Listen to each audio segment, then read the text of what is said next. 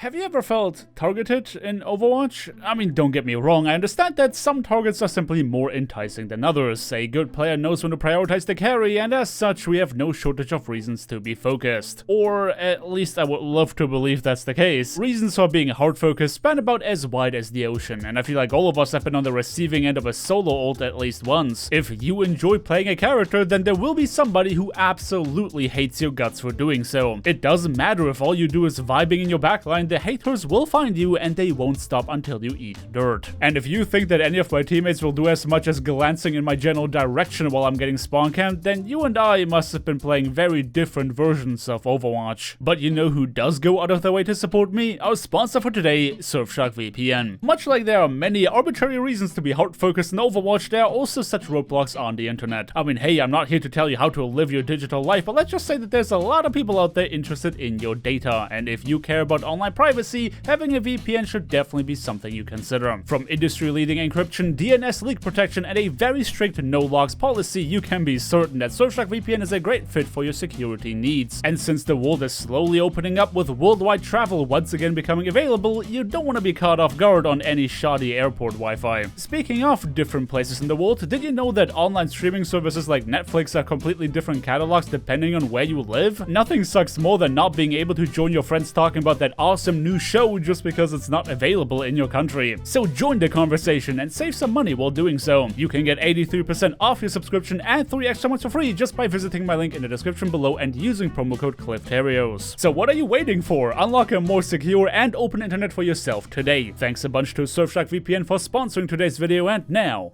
onto our standard programming.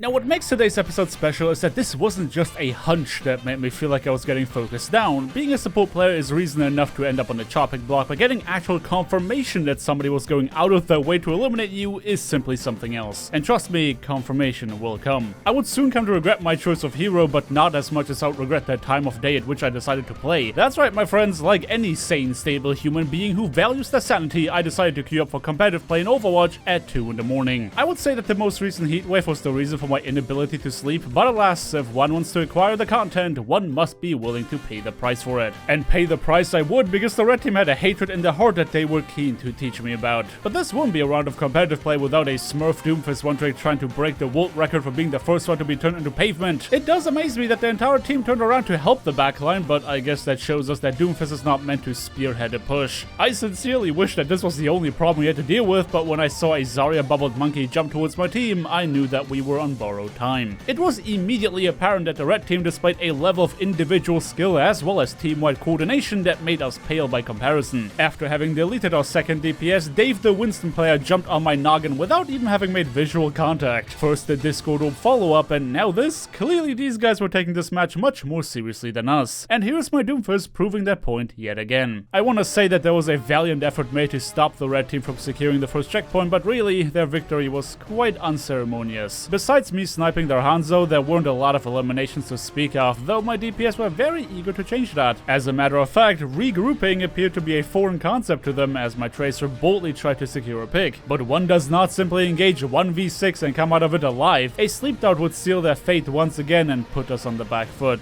By the time the rest of our team caught up to the front line, the cart had made a considerable amount of progress, and the red team was eager to keep it that way. Between the Zarya bubble and Winston's barrier, I was having a hard time finding an opening to use my abilities, but nothing could prepare me for how aggressively they were trying to secure the second point. I didn't think much of the first elimination I suffered, but getting solo grabbed and dove by a Nano Winston definitely made me feel targeted. But I rest assured knowing that at least my Tracer was having as bad of a time as me. Oh yeah, and I guess Doomfist has also never heard of the concept of pattern recognition. Now, as bad as this game is looking so far, and as much as I had long since accepted my fate, Yami was not done fighting yet. I honestly had no idea where they were pulling all that determination from, but their Primal Rage baited out enough cooldowns for the rest of our team to start cleaning house. By the time I sat my butt on the payload, the damage was already done, and me not having seen what happened at the time really wondered why the red team just randomly abandoned the payload. But a break this was not. Being at a disadvantage hasn't stopped either of our teams from engaging anyway, anyway, and as such, Kirik could celebrate his first revenge kill against Ana. It must have felt great to get back on them after having been slept so often, but as I said, bleeding manpower is not going to cause the red team to back out. And why would they? For every elimination we obtained, they collected 2, and it wasn't long until I found myself forced to back out. But somebody had set their sights on chasing me. Oh, you're approaching me? Instead of running away, you're coming to get Zenyatta diffed? Well, be my guest, Igris. Your team might be better than mine, but that does not mean you stand a chance against me. And if you think that we've been doing a bit too well for ourselves, don't worry, because our Doomfist agreed. Rather than actually playing the video game, they decided to stand still in the middle of combat to type some dumb nonsense into the chat, all the while getting shot by the opposition. The rest of my team had to pay the price for trying to save them, and this was what ultimately sealed our fate. We may have been able to bleed more time off the clock thanks to our spawn advantage, but sacrificing ourselves for the sake of a Doomfist one-trick gave the red team enough momentum to take the payload all the way to the end. Maybe queuing it during the morning really was a mistake, but that's the wonderful thing about Overwatch. When you play the game at absolute degenerate times, you never know what happens next, and as it turned out, that phenomenon could also work in my favor.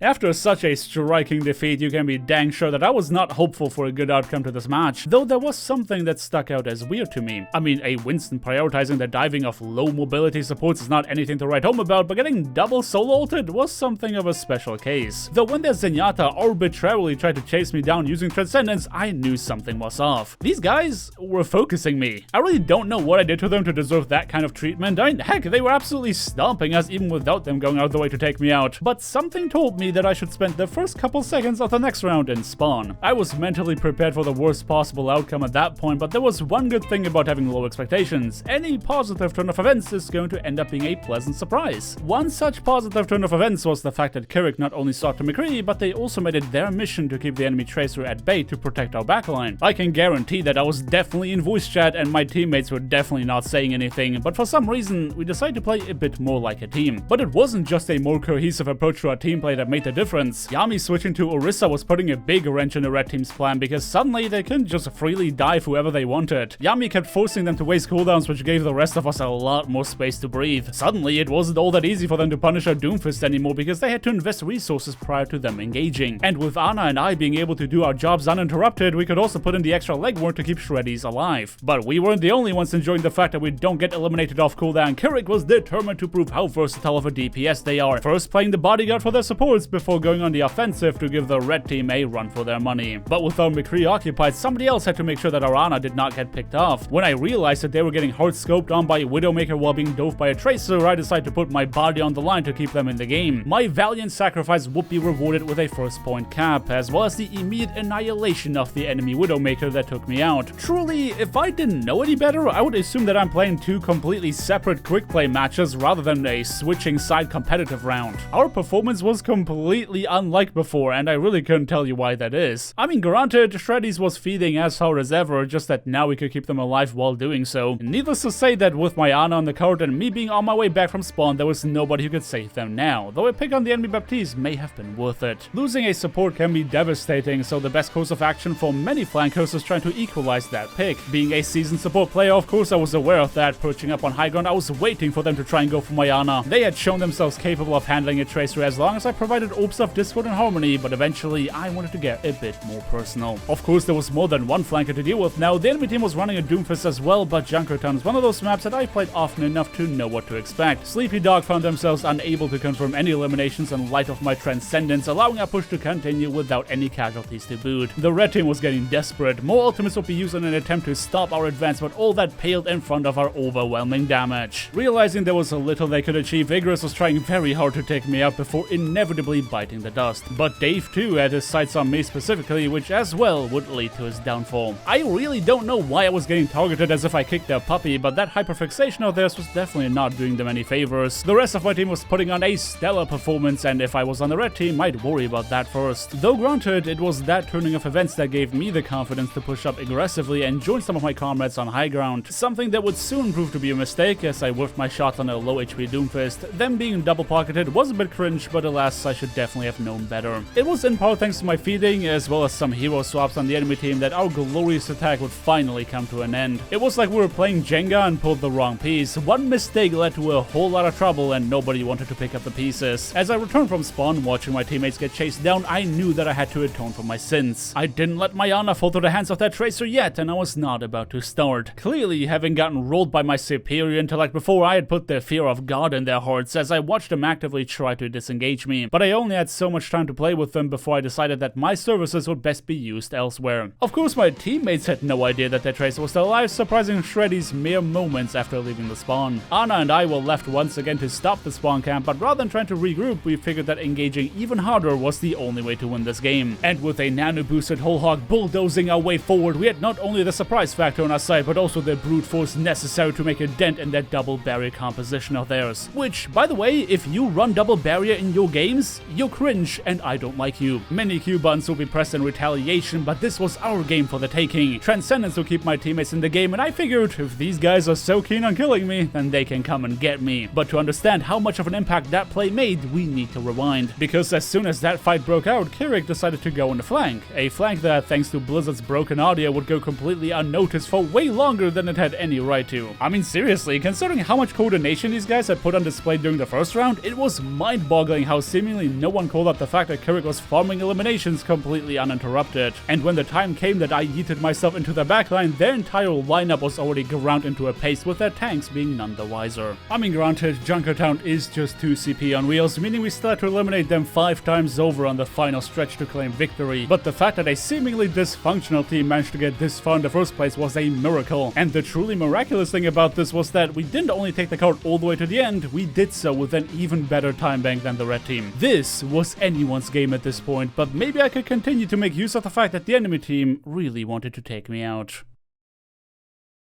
With a surprise victory for the blue team, I suddenly found myself completely rejuvenated. Late night Overwatch really is full of surprises, and it was my belief that if I want to keep that streak up, we had to keep the surprises coming. A tactical swap to Baptiste was my solution to this problem. Surely they would never expect me to swap off my one trick, and as such, it would give us the upper hand. Except they were definitely unimpressed by my swap and absolutely rolled us. As much as I would love to lament what happened, unlike Blizzard Entertainment, I'm not planning to sell you the exact same content twice. Just like before, the red team's coordination had overwhelmed us, and without a harmony orb keeping Shreddies alive, we found ourselves at a constant 5v6. It wasn't until we were just shy of the final checkpoint that we got what could be described as a cohesive team fight, by which point we had already been knee-deep in trouble. Of course, I immediately swapped back to Zenyatta once I used my ultimate, hoping that playing far in the back would entice the red team to overextend. For the off chance that they had a change of heart, of course my prime directive was trying to get my ultimate, and any serious attempt at winning this game had to include me keeping my Ana alive. We started to stack up eliminations as the red team felt the overbearing weight of the overtime mechanic, and lo and behold, look who just decided to dive me. And I know what you're thinking. Surely the enemy Winston getting off the card, completely ignoring any of my teammates, and wasting one of the best stalling ultimates in the game when attacking me was just an oversight, right? But that's where you're wrong. Because when I confronted him about his misplay by means of toxic commentary, I got the following response: I don't care, I got you. Having finally gotten definitive proof that Dave was indeed willing to throw the game just to eliminate me, I could only come to the following conclusion. He must have been in a pre-mate with at least some of these people on his team, which would explain why they have all that synergy, and they immediately realized that I was the most competent player in the lobby, causing them to focus me down. Had I finally cracked the code, or was I just feeding into my 2:30 AM delusions? I guess we will never know for sure. What I did know was that swapping off my one trick was definitely not the play, and now that I found out about Dave's dirty little secret, I had ever the more reason to want to win. Despite what I said about Shreddies, I couldn't help but admit that they were the key to victory. An explosive pick-based playstyle is exactly what we need if we want to have any hope of moving the card even close to where the red team got theirs. And as it turned out, the doomfist in question was extremely ready to provide exactly that. Within the blink of an eye, Shreddies confirmed an elimination on the enemy McCree, displaying yet unprecedented levels of patience, and it was that patience that allowed them to wait just long enough to send another unfortunate soul back to their spawn. But don't forget that every team has access to the same roster of heroes. If Doomfist is the key to victory for us, he might also be the key for the red team. But but thankfully I could eliminate Sleepy Dog before they did enough damage to put a dent to our advance. It's funny how Doomfist counters Zenyatta into oblivion, but yet the two of them make such a great combo. My Harmony Orb in combination with his shield gain gave him just enough survivability to boldly follow up on my Discord Orbs and annihilate the opposition before they could stop him. But a Harmony Orb only sticks around for so long when your target decides to break LOS, and fighting a high charge Zarya while already low on HP definitely makes for an uphill battle. But none of that was enough to break our iron will. Any retaliation sides of the red team was dealt with expertly by operating under the assumption that if we don't know what we are doing, then how can the enemies possibly prepare for it? While my DPS were cleaning up the flanks, I was masterfully navigating the treacherous waters of this engagement. I knew that the red team was forced to choose between either focusing on me or trying to stop the coward, but no matter the choice, I always had an answer for whatever they tried to do. The enemy team was obviously struggling to find out what demands their attention. Would eliminating me help them win the game, or can they only win the game by giving up on eliminating me? While they debated amongst themselves, the rest of my team was absolutely free to do whatever they wanted, leading into the final stretch. And at long last, we did it. We secured 2 checkpoints with about 40 seconds left on the clock. We would not fall victim to the overtime mechanic the way they did previously, and all that was left to do was making the final incision.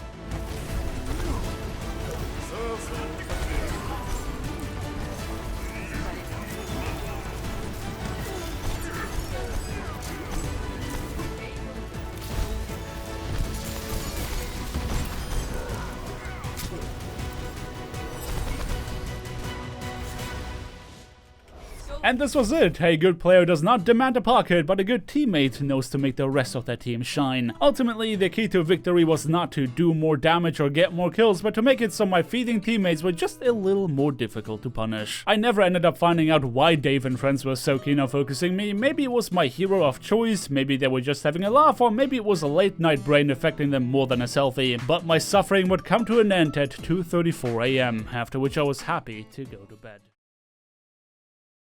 Smurfing, the great equalizer of Overwatch. Whether you find yourself in Bronze or in Masters, smurfing is an inescapable issue that you will be forced to handle one way or another. But what's so bad about it anyway? It's just, you know, guys being dudes playing well below their rank so they don't have to try hard all the time, right? That's where you're wrong. Listen, I don't care how zen you think you are, because at the end of the day, everyone has a fuse, and the question is not what is going to ignite it, but how long it takes to burn it up. And if you're in the unfortunate position of having to play against a smurf that decides it is time to stop vibing, then I really hope Aaron Keller is with you, because there are a few things shy of divine intervention that can save you. Though it's not like Blizzard has made any effort to stop the rampant spread of this problem. I guess if they actually cared about their players having any level of agency, they wouldn't have made characters like Brig. For crying out loud, the most recent global play update doesn't even let us pick the service we want to play on anymore. Now our story today begins not on Hollywood, but instead on the Battle.net storefront. Yeah, we're going for a slow burn on this one. For one to understand the Smurf, one must experience their way of life, and with all of my old accounts being hard stuck way higher than I have any right to, I wasn't going to learn of their culture unless I fork up some cash. Listen, there are about a million reasons for why people buy themselves alternative accounts, and it isn't important whether or not they are in their rights to do so. All that matters is that you agree with me specifically, so I feel less bad about slaughtering low-level players. I really mean it when I say that it was not my intention to ruin the experience for anyone else. More than anything, I was very keen on documenting what low-level gameplay looks like while leveling up my account to get ready for ranked. I learned very quickly that object permanence was not a concept they'd wrapped their head around just yet. It would take many more hours of experience to realize that only because I wasn't attacking them does not mean I wasn't a threat. But for the time being, I was content with observing new players experiencing the game for the very first time. That's until the off-tanks began laying down the Roadhog diff, and it all just kinda ruined the vibe. But during my time leveling up this account, there definitely happened players that I felt needed to be taught a lesson. I would hate for somebody to become a Doomfist main just to realize that they'd invested hundreds of hours into mastering a character that is widely considered a throw pick. Now, if you're an OG Overwatch main slaughtering low-level players unprovoked, you start accumulating a lot of bad karma. I would really love to show you what has transpired that prompted this Rhino to solo shadow me while I was already sleeping, but I feel like my collection of medals kind of speaks for itself. I wouldn't say that I was outright bullying anyone, at least not on purpose, but things start to blur the line a bit when I'm facilitating others doing it for me. Though as much as we are giving Blizzard a hard time for not doing anything but smurfing, I have to admit that the MMR system was actually very quick when it it came to getting me out of these lobbies. By the time I reached level 10, I was the one who got bullied, and I felt myself entirely at the mercy of my teammates. It was then that I started to question if I was even still smurfing, considering my apparent lack of competence. I don't know if this was just the MMR system doing its job, or if it was me not trying hard enough because I expected these matches to be a cakewalk, but I was getting rolled way harder than my ego could handle, and it was most certainly showing. All that is to say is that my previous escapades did not go unnoticed. Aaron was very aware of me punching way below my weight class, and you know just as well as me that under his new reign, that was not going to fly. Which finally leads us to our story for today. Honestly, I was not expecting to dedicate a full episode to a random quick play match that happened while I was leveling up my account, but there's a good reason for why we're here, because the conclusion to this match was unlike any other. Contrary to the ending, the start of this game was very much like many other matches I've played previously. Standard Brawl is one of my absolute favorite compositions to play, but knowing how unsatisfying it is to play Reinhardt without a Lucio, I decided to take on that role. Naturally, I was trying to do standard Brawl things, but it seems like my particular Reinhardt wholeheartedly disagreed. As a matter of fact, their idea of playing Brawl was hopping around in the choke point until their barrier was destroyed to then have an excuse not to press W, and it was that unexpected cowardice that ultimately cost me my life. But I was not the only one feeling the effects of an encroaching main tank differential, because Clem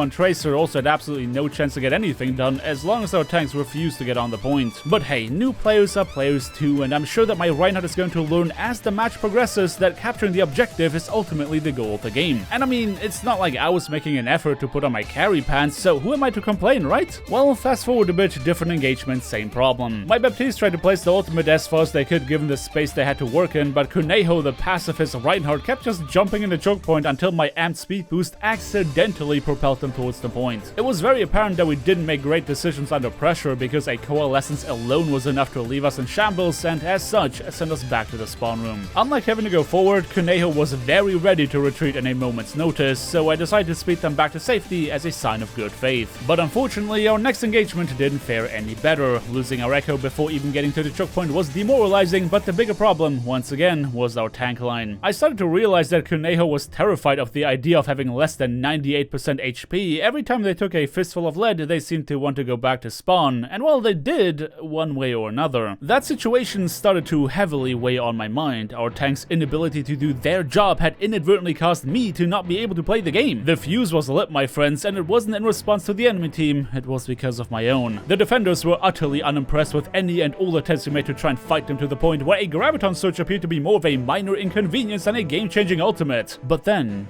a glimmer of hope. Suddenly, Kuneho must have realized that there's more to this game than pressing the S key, finally charging in with a reckless fury to start delivering a beatdown. It seemed like I wasn't the only one going for a slow burn, but at long last, we had a real teamfight at our hands. Sure, the defenders eventually overpowered us thanks to their superior ult economy, but I was absolutely certain that after having seen the success coming as a result of charging forward, Kuneho would change their playstyle to give us a fighting chance. Except they immediately went back to this weird hopping on the same spot playstyle that had previously made me want to pull my hair out. Oh, please, God, just go forward, I'm begging you. We were doing so incredibly poorly that the blue team lost any last bit of respect. They just walked into our spawn and started doing whatever they wanted, because guess what? They got away with it. By that point, my fuse was burnt to an absolute crisp. You know why? Because I realized that our tank was in fact not a new player. To obtain the platinum border in Overwatch, you are going to need somewhere in the vicinity of 1700 hours of playtime. Don't be mistaken, that is 1700 hours of actual in-match participation, excluding the time it takes to find a match and assemble your team. The idea that this player somehow succeeded to maintain their sanity throughout 1700 hours of gameplay was impressive, but alas, their contribution did not match their experience. So I made the executive decision to switch to my main in an attempt to deal the damage that my team was very obviously lacking. And it took me no more than a single team fight to build up my ultimate because, well, it's a video about smurfing, I think can put the pieces together. In an odd twist of fate, it wasn't until I had given up on my teammates that they actually started to pull out all the stops. While my Reinhardt continued to put their best Easter Bunny impression on display, my Zarya was the one who actually gave us an opening to engage. It was unfortunate that Roadhog's fat hitbox didn't allow either of us to get any damage out on their Ana, but still, the blue team was clearly taken aback. The defenders made a desperate attempt to keep us away, which, while definitely successful, wouldn't yield many eliminations thanks to my transcendence. I had done my due diligence and chose to use my ultimate in their service instead of chasing down a fleeing enemy, but now it was my turn to carry. The ancient ancient strategy of the flanking Zenyatta is a secret technique passed down from degenerate to degenerate, allowing the user to fully utilize their lack of a sense of self-preservation to inflict damage upon the enemy. A strategy so outlandish that any regular Overwatch player couldn't help but be surprised by our audacity. Combine that with a teammate playing your meat shield and suddenly you find yourself with a recipe for success. I had paved the way forward by unfairly leveraging my experience and skill, but it was now for the rest of my team to grasp onto that opportunity to take control of the objective, though the defenders would not allow me to obliterate their spirit, coming from the top ropes with an ultimate combo to stop us yet again. I cannot stress enough just how done I was with this lobby. 5 minutes of getting borderline spawn camped was my limit. I began using no less than 60% of my power to show my team that there was indeed a way. I knew that I would have to pay for what I have done, but none of that mattered to me in that moment. I chose to keep us in the game, honor be damned, but little did I know at the time that Aaron's divine intervention would be more imminent than I anticipated.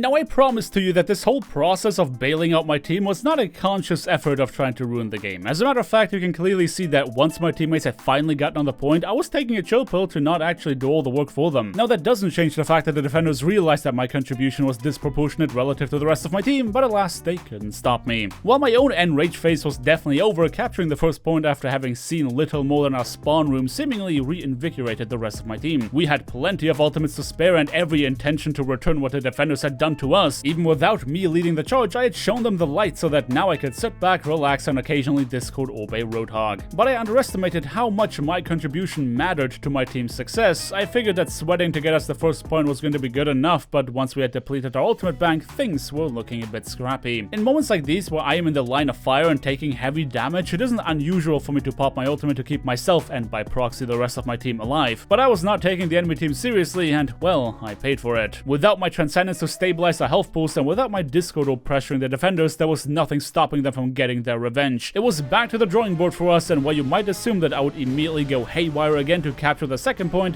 remember that it took me 5 minutes of getting spawn camped to reach my breaking point. It was now my teammates' responsibility to find a way and break the stalemate, with me fittingly taking on a supporting role. And my McCree would be the one answering the call, seizing the high ground for us together with an early pick. A fantastic play giving us an early advantage, but they were trying to do even more once they received my Harmony Orb. There was a brief window of opportunity during which they were definitely in kill range, and the enemy Moira tried to make use of it, but they underestimated McCree's general awareness. Having secured 2 picks into this fight, McCree was determined to go the distance with a heroic Deadeye that, while costing their life, collected yet another elimination. Just when I was under the impression that my teammates don't even need my carry to win, I found myself targeted once more and would fall victim to a move nobody, no matter the rank, could hope to survive. Despite me seeing that stupid play coming a mile away, I refused to blow Transcendence once again, but I would lie if I said that my fuse wasn't ignited once again. There's just something about getting flashbang right-click that really triggers my bloodlust, you know? But the worst part was that the blue team was not done fighting yet. Let's not forget that little had changed when it came to our main tank situation, and every great play they executed was followed up by extremely questionable decisions that can only be explained away by a controller running out of battery charge. My Moira as well as my Zarya had to put in the extra legwork to make sure that our McCree's sacrifice was not in vain, but eventually the trickling of enemy forces was no longer enough to stop us from capturing the second point. We had 2 minutes to make it all the way to the end and just found ourselves with a prime opportunity to get some stagger kills. An opportunity which my Zarya was definitely trying to make use of, giving us a fighting chance. Unfortunately, we couldn't make use of that momentum to the extent I had hoped because for some reason that I simply could not comprehend, we were severely lacking in frontline damage. Not to mention that annoying McCree kept peeking from behind the boxes on the left side, and you know dang well that I still had a chip on my shoulder about that flashbang. Though I was delighted to see that my Reinhardt was finally prepared to show some guts and establish dominance by joining me on the flank, just to see them tuck tail immediately at the slightest hint of damage coming their way. I had to let my grudge match go for the time being as I felt a Roadhog hook coming my way, finally using my ultimate after having masterfully predicted this outcome. A Transcendence for defense and a Coalescence for offense, we were now wielding a double-edged blade and I was ready to go on the flank to end all flanks. But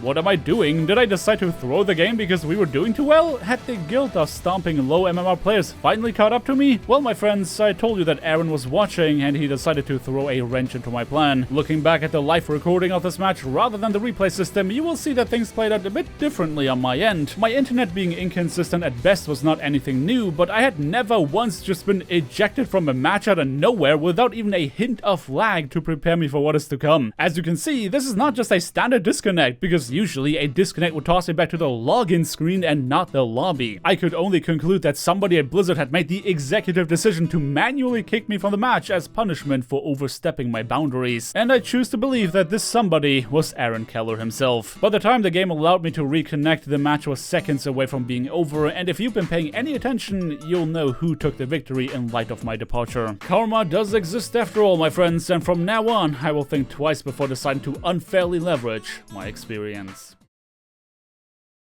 There's always a time in Overwatch where it comes down to diffing or being diffed. Nobody wants to admit that they got outplayed on their main role, and as such, it is our pride, more than our desire to gain skill rating, that drives us to do better. And while I'm yet to find my own nemesis in a Zenyatta v Zenyatta matchup, I'm not the only one trying to defend his honor. A lot of you guys are out there fighting your own battles, the magnitude of which I was completely unaware of until today. Trust me when I say that today's episode would have not been possible without you guys, because this is the first episode featuring a community replay. And let me tell you, this is a main tank battle of the ages, one that I could never hope to replicate on my own. So let's keep the intro short for this one and get right into the meat of this. Ladies and gentlemen, our story today takes place on Blizzard Worlds. Now, you would be forgiven if you assumed that many Platinum matches are fairly uneventful. Plat is where people start to feel like they really know what they're doing without realizing that they actually have absolutely no idea what they're doing. But of course, that can look a bit different in the presence of Smurf accounts. Many of them disrupt their carefully curated competitive experience of the Platinum rank by unfairly leveraging both of their brain hemispheres. I mean, just look at them plotting and scheming there.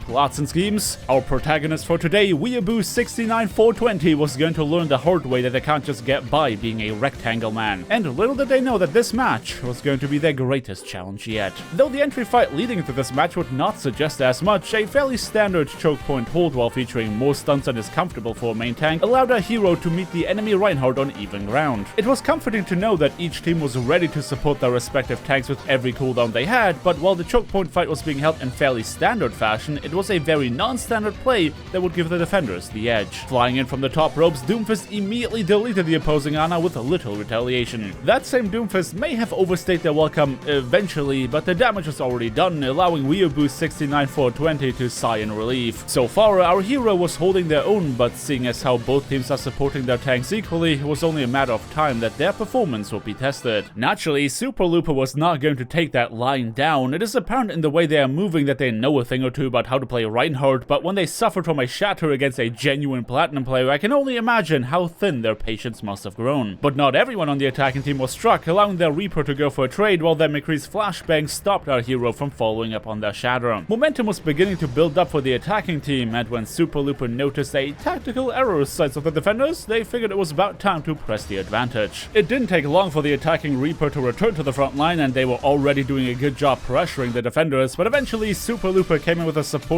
charge to hammer that final nail in the coffin and allow their team to move on to the objective. When it rains, it pours because the blue team's defense was falling like dominoes. Pumping all of your resources into your main tank is easy, but as soon as they were left without one such target, they all dumped their ultimates in a desperate attempt to stop the attackers. Super Looper was making an attempt to use their charismatic nature and convince the enemy Ana to leave them be, probably to challenge our hero to a 1v1, but they would not be so easily convinced. While this failed persuasion check would mean a one-hit KO to the morale of many gamers, Super Looper was far from dumb when it came to utilizing their high charisma score. But for the time being, Simi-san, the Doomfist player, figured they could go on a bit of a scouting mission. After all, they secured the first elimination of the match, so maybe this is where their comeback begins. However, when they saw the reality of their current situation, they swiftly changed their minds. And it wasn't long until Super Looper tried to persuade yet another member of the blue team, and after having seen what awaits them behind the gate, Simi-san felt inclined to listen to their demands. A natural 20. The Red Reinhardt was granted free passage into the backline, but only because a plan succeeds doesn't mean it's very useful. Ultimately, they found themselves having achieved a little more than confusing the defenders, is what I would say if I didn't know that this entire maneuver had the sole purpose of buying space for Strodor. It was time to reap what they sow, and if there was one thing this Reaper was getting their hands on, it was a whole lot of momentum. To make matters worse, Super Looper was not satisfied with just setting their team up for victory. In a degrading display of dominance, they read our protagonist like a book and blocked their shatter. If you've been paying any attention, then you don't don't need me telling you that our heroes are currently in a pinch. Things had to change, and they had to change fast. The red team was on an unstoppable killing streak led by the smurfing hand of their Reinhardt, and the only one who could stop them was Weeaboo 69420. But you and I both know that once you're on the stagger train, it's hard to find a suitable stop to get off of it. And what doesn't help is having teammates like Elmo who really insist on making use of that express ticket to Spawnville. Though even under optimal circumstances, our heroes will find themselves fighting an uphill battle. Super Looper was using strategies like ye old pretending to have disconnected move to really catch them by surprise. But they weren't the only ones that had surprises up their sleeves. In an odd twist of fate, it was Elmo of all people to come in clutch with a counter ultimate to finally put a roadblock in front of the attackers. Losing key members of their brawling composition meant they could no longer aggressively push into the blue team, causing them to awkwardly navigate the space while having no choice but to respect the incoming damage. The defenders were finally showing signs of life, and these picks created an advantage they could build upon with a nano-boosted Doomfist that yeeted himself into the red team not to stack up eliminations, but to secure even more space. It isn't often that the DPS are the ones creating space for the tanks, but this is exactly what they needed to gain the upper hand. Our hero rushed on forward to the front line to deliver a beatdown, and at long last sent the attackers back to whence they came.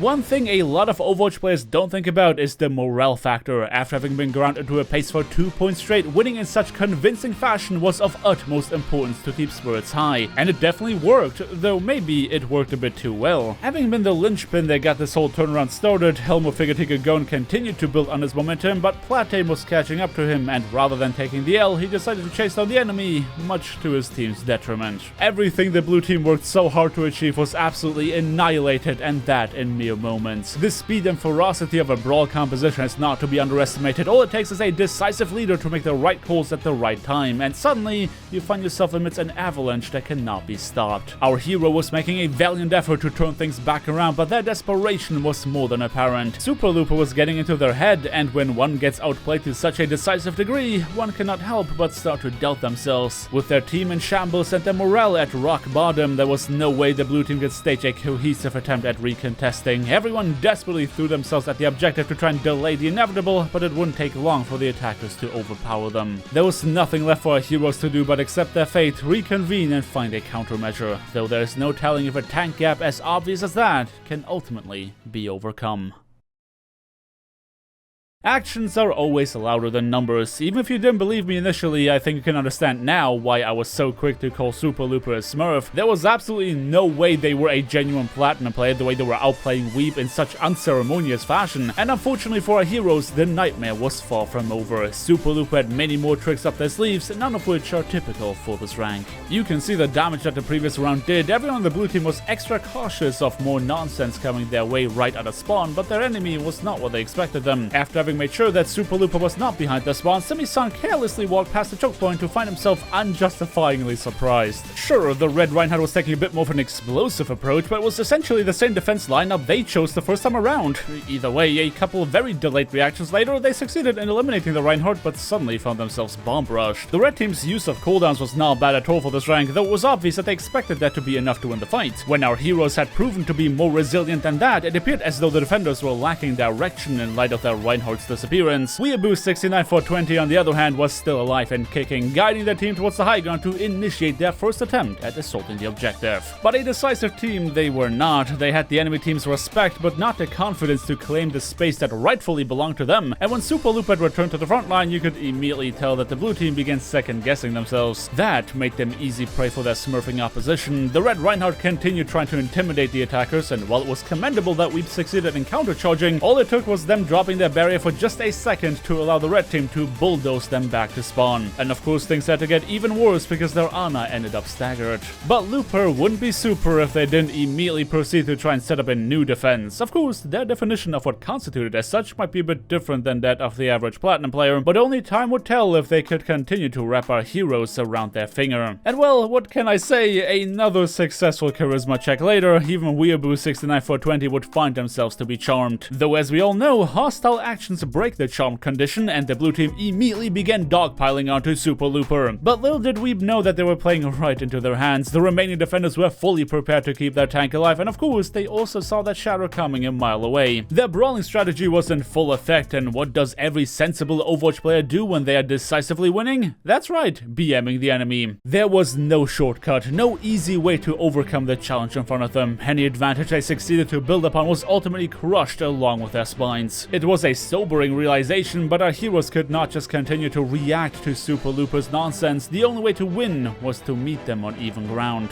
It was a slow process, but the blue team started to anticipate Super Looper's plays. The thing about unpredictability is that it's a difficult thing to commit to. Eventually, most players begin to fall into habits, and in this case, our heroes were expecting them to do something stupid, because so far they always have done something stupid in pretty much every single fight. Steadfast and unyielding, Weeaboo 69420 went from being the book that's read to the one reading the book. Expect the unexpected and you start to see the pattern. Super Looper was no agent of chaos, more than a diligent acolyte following their rituals. Once you have seen that simple truth, you will understand that there's no reason to be afraid, and it was that spark that lit the fire in their hearts, pressing forward to claim what was rightly theirs. The Red Reinhardt was clearly taken aback, and with every moment of hesitation came yet another step that our heroes could take towards victory. Playtime was over, and Weeb was tired of playing by their rules. This, more than anything, cemented the fact that Weeb was a pillar that must not be broken. A shining beacon of light leading the way forward through the darkness. If a hero falters, so does the rest of their team. But the defenders remained ever defiant. Even in the face of doom, they refused to take their last breath without at least trying to take somebody down with them. And since the front line was busy securing space, there was nobody who could help their honor shy of avenging them. Our heroes treaded carefully, well aware of the dangers that lie ahead. Having lost their honor was a punch in the gut, but the bigger problem was anticipating Super Looper's next move. Needless to say that they wouldn't waste an opportunity to try and subdue the troublemaker, but while well-intentioned, the blue team was lacking the bite to follow up on their bark.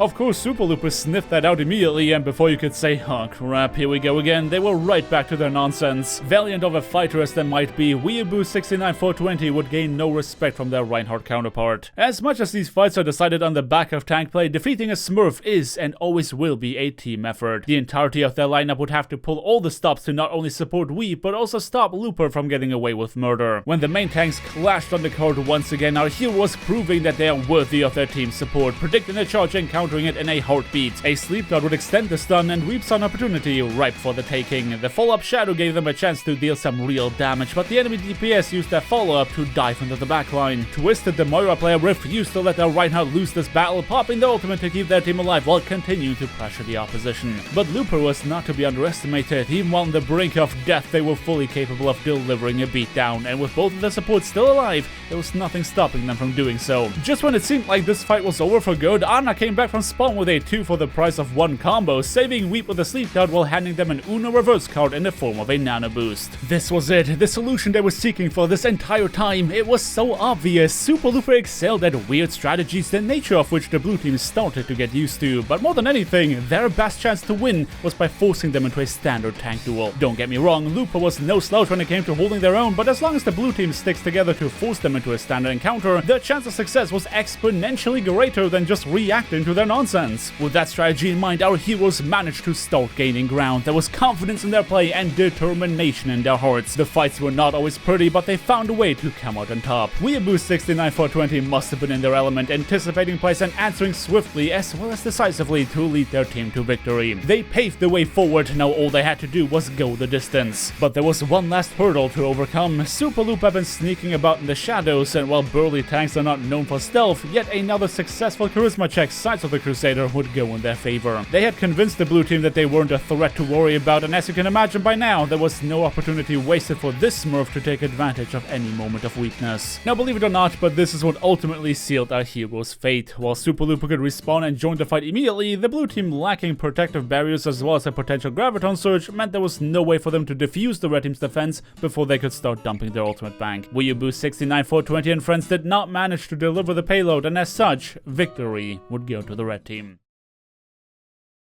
As much as we all might have our own take on how acceptable we find the existence of Smurf and alt accounts to be, I think all of us can agree that some things definitely go way too far. Unless you are actively profiting from the selling of accounts, I don't think there is anyone who appreciates people boosting others to higher ranks. Even more so than Smurfing, it damages what little remains of the competitive integrity in Overwatch, and if you're one of the few unfortunate souls that still try to get better, these people can create a mountain of problems that seem impossible to overcome. But what if I told you that there is a light at the end of the tunnel, that our defiant behavior against those aiming to ruin our favorite pastime can ultimately make a difference? Well, seeing as how I am leveling up yet another alt account, I'm probably not one to speak, but you guys on the other hand, amidst the countless submissions towards my storytelling efforts, I found one replay that absolutely demanded my attention. While every single competitive player has to handle Smurf accounts on a regular basis, it isn't often that I come across somebody that I suspect to be an account booster. Of course, there's no way for me to definitively prove that, so don't go around harassing this person if they end up in your lobby. But I definitely found this tale to be worth your time, because not only did our silver rank protagonists fight them toe to toe, they actually aimed to beat them at their own game. So get those magnifying glasses out and prepare yourself to investigate this crime scene, because our story today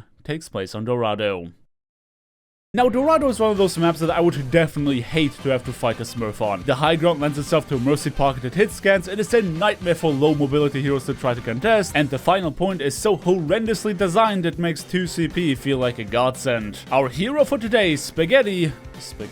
I'm sorry, but it just doesn't have the same kind of ring to it like Weeaboo 69420 from the last episode. Anyway, Spaghetti probably expected this to be like any other silver match he played in. Overextend towards the enemy spawn, beg for healing while not having line of sight to his supports, and eventually call it a day after declaring tank diff. But as soon as the gates opened, he would learn in a heartbeat that this round of Overwatch will be anything but usual. Starting with his attempt of staying on the high ground, sliding off the rooftop didn't seem to be part of Spaghetti's opening play, but it was too late to turn this train around, eventually leading to him being transformed into a wreck. Okay, this could have just been a lucky shot. Ice-T was already looking in that direction, and our hero just so happened to be at the wrong place at the wrong time. Though Dorado being a snowball-heavy map was definitely a concern now, right out the gate it appeared less so as if their Widowmaker was doing all the work, more than this just being a strong entry into the game size of the red team as a whole. I mean, seriously, things were just falling apart immediately, and the defenders didn't exactly seem to react to any of it appropriately, or at all. Now, feel free to tell me if I'm wrong, but having never played in Silver myself, I was always under the impression that consistency would be a big problem in that rank. So seeing our friend Ice-T over here dishing out headshots more consistently than the state collects taxes does strike me as a bit suspicious. Granted, Silver players apparently needing to stand still to do pretty much anything isn't helping, but my point stands. While their initial elimination on Spaghetti may have only made for a minor advantage, Ice-T was now putting the entirety of the red team on their back as they mercilessly tore through our heroes while ironically being pocketed by a Mercy. Needless to say that the blue team didn't get a shot at contesting the objective again. Only needing 2 players to hold the entirety of the defenders hostage meant the rest of them could sit on the cart without a care in the world. Spaghetti was valiantly trying to keep the enemy Widowmaker occupied, but it was the damage he did to the Mercy that ultimately prompted them to disengage. The war was far from over, but the fight appeared to be won. Though Ice-T was not about to let our heroes gain any sort of footing in this match, re-engaging immediately and, once again, not missing a shot. But Spaghetti's sacrifice was not in vain, because Bubble Buddy on Echo made use of the commotion to sneak around the backline. With a mechanical prowess much more akin to a Silver player, they could make use of their surprise factor to take out Ice-T along with their belt attachment. What became apparent at this point though was that Ice-T and their pocket healer were not the only ones they had to contend with. It still takes 6 players to make a team, and as such they couldn't hope for that kill alone to win the game. There was a little on the side of resistance for the red team to overcome. The concept of regrouping is barely known in Platinum, so I can only imagine how much of a struggle that must be in Silver. Everyone seemed to kinda just do their own thing, making it easy for the attackers. Spaghetti found himself trying to stop their Widow once again, and you'd assume that 3 people being focused on trying to get you off of them would make for a great advantage for the rest of your team, but it did little to alleviate their problems. The red team eventually decided to ignore our hero in favor of advancing the objective, but of course, Ice-T did not forget about this defiant little Genji spooking around in the backline. The card continued to make unimpeded progress as the attackers boldly moved towards the enemy spawn. The blue team started to get desperate, smashing down on their Q buttons in hopes of that making a difference. But there was only one such Q button that stood for quality. Spaghetti was bursting out of spawn, ready to turn the red team into marinara sauce, where his actions were clumsy and imprecise before he now became a cold, calculated killer. But there was one person who could match him when it came to temperature.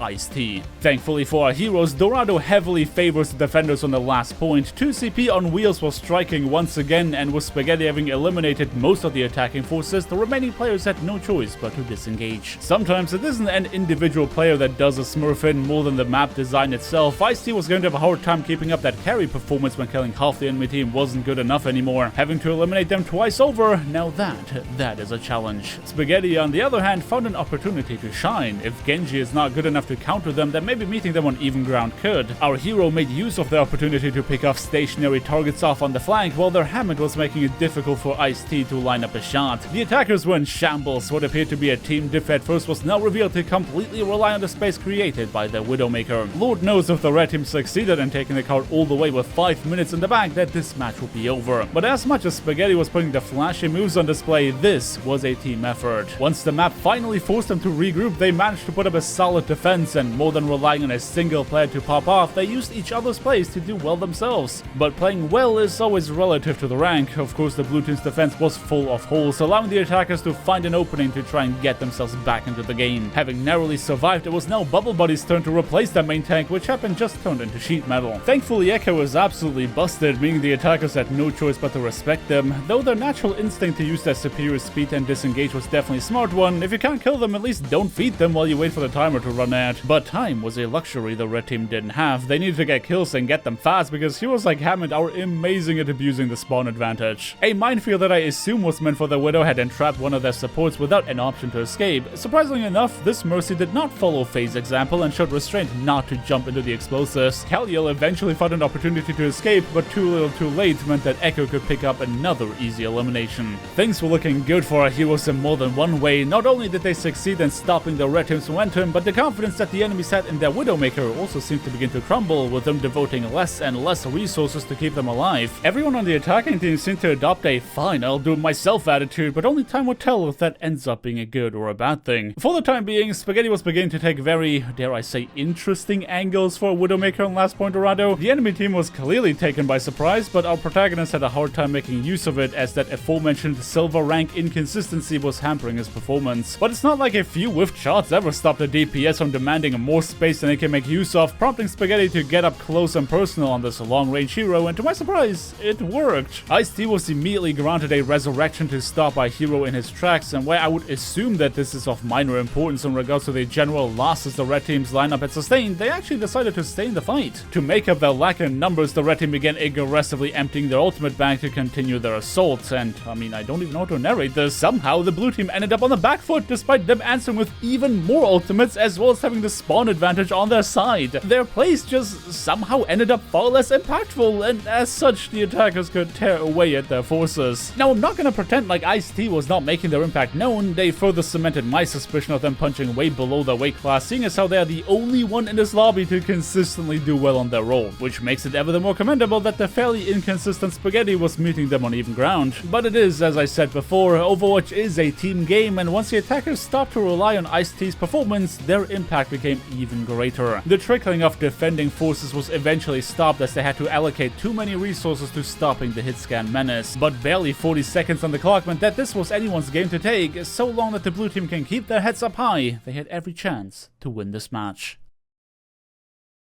Now, at this point into the replay, my suspicion had grown to disproportionate degrees. I understand that everyone can have a good game, or heck, even a good day. I mean, it's not like I am known to be a strong hitscan player, and yet I am fully capable of producing highlight-worthy clips every once in a while as well. But for Ice-T to maintain that head-popping prowess all throughout the game was really weird, because if they are that consistent of a player, I just don't see how they could spend 300 levels worth of gameplay in silver. If at least their positioning was complete garbage, then I'd be more inclined to believe that they're just a really good aimer, but everything about the gameplay was far and above of that of anyone in this lobby. Something just doesn't add up. Well, whether we are dealing with an account sharer, a booster, or just somebody so supremely unlucky that they never ranked up despite a strong mechanical performance, it didn't change what our heroes had to do. In order to defeat Ice-T as well as the rest of the red team, they had to pull out all the stops, and if mechanical skill alone doesn't cut it, creativity just might. Now granted, Bastion would not be my personal pick when it comes to combating a strong enemy DPS player, but I suppose that just further further reinforces how little I know about ranks below Platinum. Because as our friend Bubble Buddy over here made their way onto the card, they immediately received a lot of unwarranted respect from the red team. Of course, I fully expected Ice-T to know how to handle that. A bold flank accompanied by their Moira allowed them to start dealing serious damage to the blue team without ever having to expose themselves to that bastion. But as if our hit scan virtuoso was trying to make a point for them really being silver, they decided to sneak up on the blue team's spawn to wait for Spaghetti to return, who just had to flee. What they didn't expect was for Bubble Buddy to be perceptive enough to spot them while fighting the Moira that previously accompanied them on that flank, and as such, the blue team began getting the payload on the road. It's funny to see how two different offensive approaches achieve the exact same thing in very different ways. I'm starting to understand why people in lower ranks always curse Bastion. To see them have similar success to that of an alleged hitscan Smurf was impressive to say the least. But Ice-T was yet to yield their last ha. Flanking was successful once, and in their mind there was no way it wouldn't be successful again. After all, taking off angles is how many players fight pirate ship comps in higher ranks as well, though there was a bit of a problem with that plan. It was a plan that their entire team had to follow, which assumed a level of coordination that you'll be hard-pressed to find around these parts on the ladder. So as much as Ice-T could successfully make use of the position, it wasn't enough to stop our heroes from capping the first point, as most of the red team was trying to flee the horror of a stationary turret. Of course, we've seen them pop heads enough to know that this flank would not go unnoticed for long, and while Spaghetti could be the hero that ends the killing spree, the subsequent decisions he made showed that these two DPS players could not be any more different if they tried.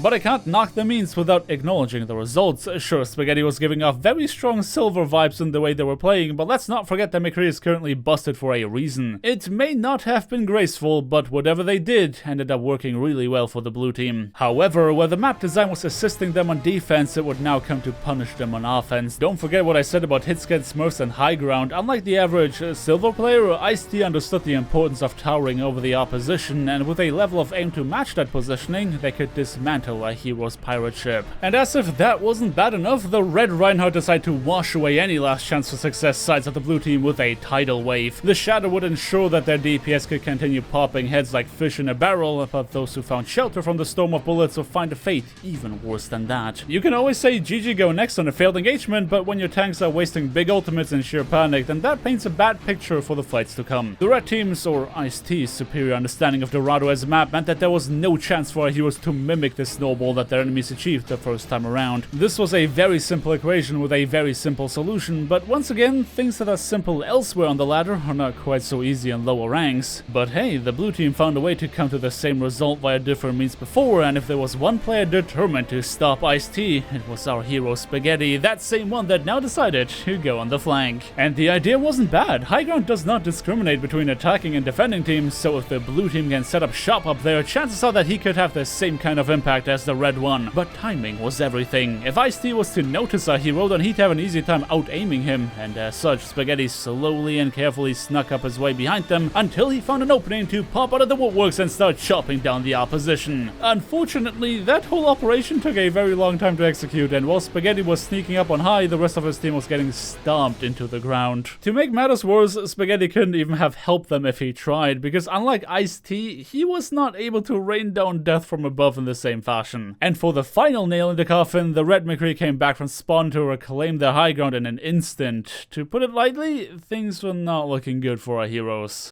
Now, amongst all the things that you could point at in the comfort of your backseat about what the blue team is doing wrong, there's one thing I cannot take from them: their resolve. If nothing else, our heroes had an iron resolve that simply could not be broken. Sure, some of us might suggest that the Bastion pick in itself is kind of a throw, but listen, I'm not here to try and rationalize the decisions that Overwatch players make on a day-to-day basis. I'm just narrating them. Point being, no matter how often they got stomped into the ground, they just kept getting back up, and it was that persistence that must have really nagged at the red team to no end, because they tried everything in their power to put an end to the attackers' defiance. But some players thrive in the chaos, and Bubble Buddy was one such player, leading the team with their ultimate. This Bastion was done sitting around trying to call the rest of their team into action. Granted, they may have overdone it a wee bit at the point where they stepped out of Whenever's immortality field, but success is a success, right? The blue team was pushing on forward to collect staggers, and even went as far as to try to finally contest the high ground. Well, except that the two enemy DPS guys occupying the space were very unimpressed by their attempts of doing so. It was now Spaghetti's turn to try and right the wrongs once again, but you can tell that the pressure was getting to him. This was a do-or-die kind of team fight, and everyone was relying on him specifically to McRediff the enemy. But noble as an attempt he made, pound for pound, he could simply not hope to win against Ice-T. And once they were done sending our cowboy back to the ranch, they went to crush every last hope of a happy end transpiring in this match. 50 seconds would technically be enough to stage a final attack, but when Korak wasted yet another Graviton Surge, chances were getting slim. And well, that is unfortunately where our story ends. Spaghetti made one more swap back to Genji to try and get his team back into winning shape, but ultimately, evil would prevail. Well, it sounds bad when I put it that way, but do sound off down in the comment section below. Do you play in Silver and actually see people playing like this on a regular basis? Or do you agree with me that Ice-T was doing a bit too well for themselves compared to the rest of the lobby? One thing I noticed coming out of you guys' replay submissions is that a lot of you actually enjoy the challenge of going up against a Smurf, and I gotta say, it definitely makes for some fun David vs. Goliath type stories. There are few things worse in Overwatch than having to sit in queue in excess of 10 minutes just to then be met with a horrible match experience. You really assume that the matchmaker taking its time to find a game means that it's putting more care into making sure to create a fair match, but that couldn't be further from the truth. I mean, how many of your competitive matches come down to the wire for the right reasons? If you're not fighting against Smurf accounts, you're probably having to play around a one-trick refusing to make himself useful, and that's on a good day. Many of us are longing for the 1% of matches that actually feel like solid, proper Overwatch. So when I'm granted a replay in which that is the case, I can't help but want to play the game myself. Now you guys know me, a lot of these stories episodes usually revolve around silly things happening. Anything from two players teabagging each other back and forth to main tanks flanking to Narnia and beyond. But with me starting to make more episodes based on your guys' replays, I found myself in a unique position to tell stories that take place in corners of the ladder that I myself do not have access to. Yes, that includes the depths of the bronze rank, but apparently also the heights of top 500. Trust me, I was just as surprised as you when I found out that apparently one of my viewers plays in Grandmaster. With my lack of focus on true competition, I didn't figure my content would appeal to such players. Of course, I felt the need to do my due diligence and make sure that Zupo was telling the truth. So to Overbuff I went, and lo and behold, we found ourselves the match. Now at this point, I kinda felt like Zupo was taking the piss. Barely 4,000, really? You could've just told me that you're Grandmaster and I wouldn't have thought any less of your submission. But when I went to the Season 29 leaderboards, I was surprised to actually find our friend in the books, right here at number 388. I gotta admit, that kinda blew my mind. The idea that somebody could be considered top 500 below 4,300 SR was ludicrous by Season 4 standards, which was back when I peaked. I mean, can you believe that under these circumstances, your boy would have been considered a top 500 player? Insanity, I tell you. The only thing more insane than that is the fact that Surfshark is still sponsoring my channel. Now for today's story, we are going to change up the tone a bit. This is no tale of heroes against villains, and as much as Zupo is the one who submitted this replay, I'm not planning to take sides. More than anything, this episode is about two teams of equal strength at the top of the ladder fighting for victory by any means necessary. I also gotta apologize in advance, I haven't been up in these ranks in a really long time, so it's entirely possible that some of these people are big name pro players or streamers, and I will be none the wiser. But the matchmaker does not discriminate, whether a pro player competing in the underbelly of the Blizzard Arena or a ranked player doing the same in the mom's basement, we are all equal in the eyes of the watcher. And that same equality would be mirrored in the compositions our contestants decided to run. Double Sniper was good on Junkertown last time I remembered, and it appears to still be good now, because attackers as well as defenders decide to start the game off featuring at least one long-distance assassin. A less exciting mirror matchup was the inclusion of a double barrier tank lineup. Thankfully, a Mercy Pocketed Hanzo does wonders against shields, meaning Zupo would have his work cut out for himself. Surprisingly, the defenders buckled in response to PSB's Genji. I suppose nobody wants to be on the receiving end of a Hanzo log, so that deflect abilities suddenly appear to be very scary. But deflect alone can hold the blue team hostage only for so long until they push back, with Zupo showcasing what he is made of. 2 eliminations in quick succession would stop the red team in their tracks, with the best thing they can achieve being the attempt of retaliation. The red team's Sigma player Chainlink desperately tried to secure at least 1 elimination before inevitably biting the dust, and while they succeeded in doing so, vengeance came from an unexpected player, with Daisy backhanding sending them back to spawn before rezzing Deception. This early into a match, you can always tell that the opposing Widowmakers are trying to feel each other out. What kinds of angles are they expecting? How fast can they react, and can they get away with just out-aiming them? Either way, it wasn't aim that was lacking more than space, meaning the red team had to push on forward to give their Widowmaker the opportunity to shine. Zupo was definitely feeling the heat of two angry tanks getting tired of being blasted by boosted storm arrows, and while the attacking tanks tried to create space, it was the blue team's Hanzo trying to do the same. The Dragon Strike into Hold combo succeeded in doing some damage, but the red team showed how much better they were at making use of that Orisa pull, with Zupo finally kicking the bucket.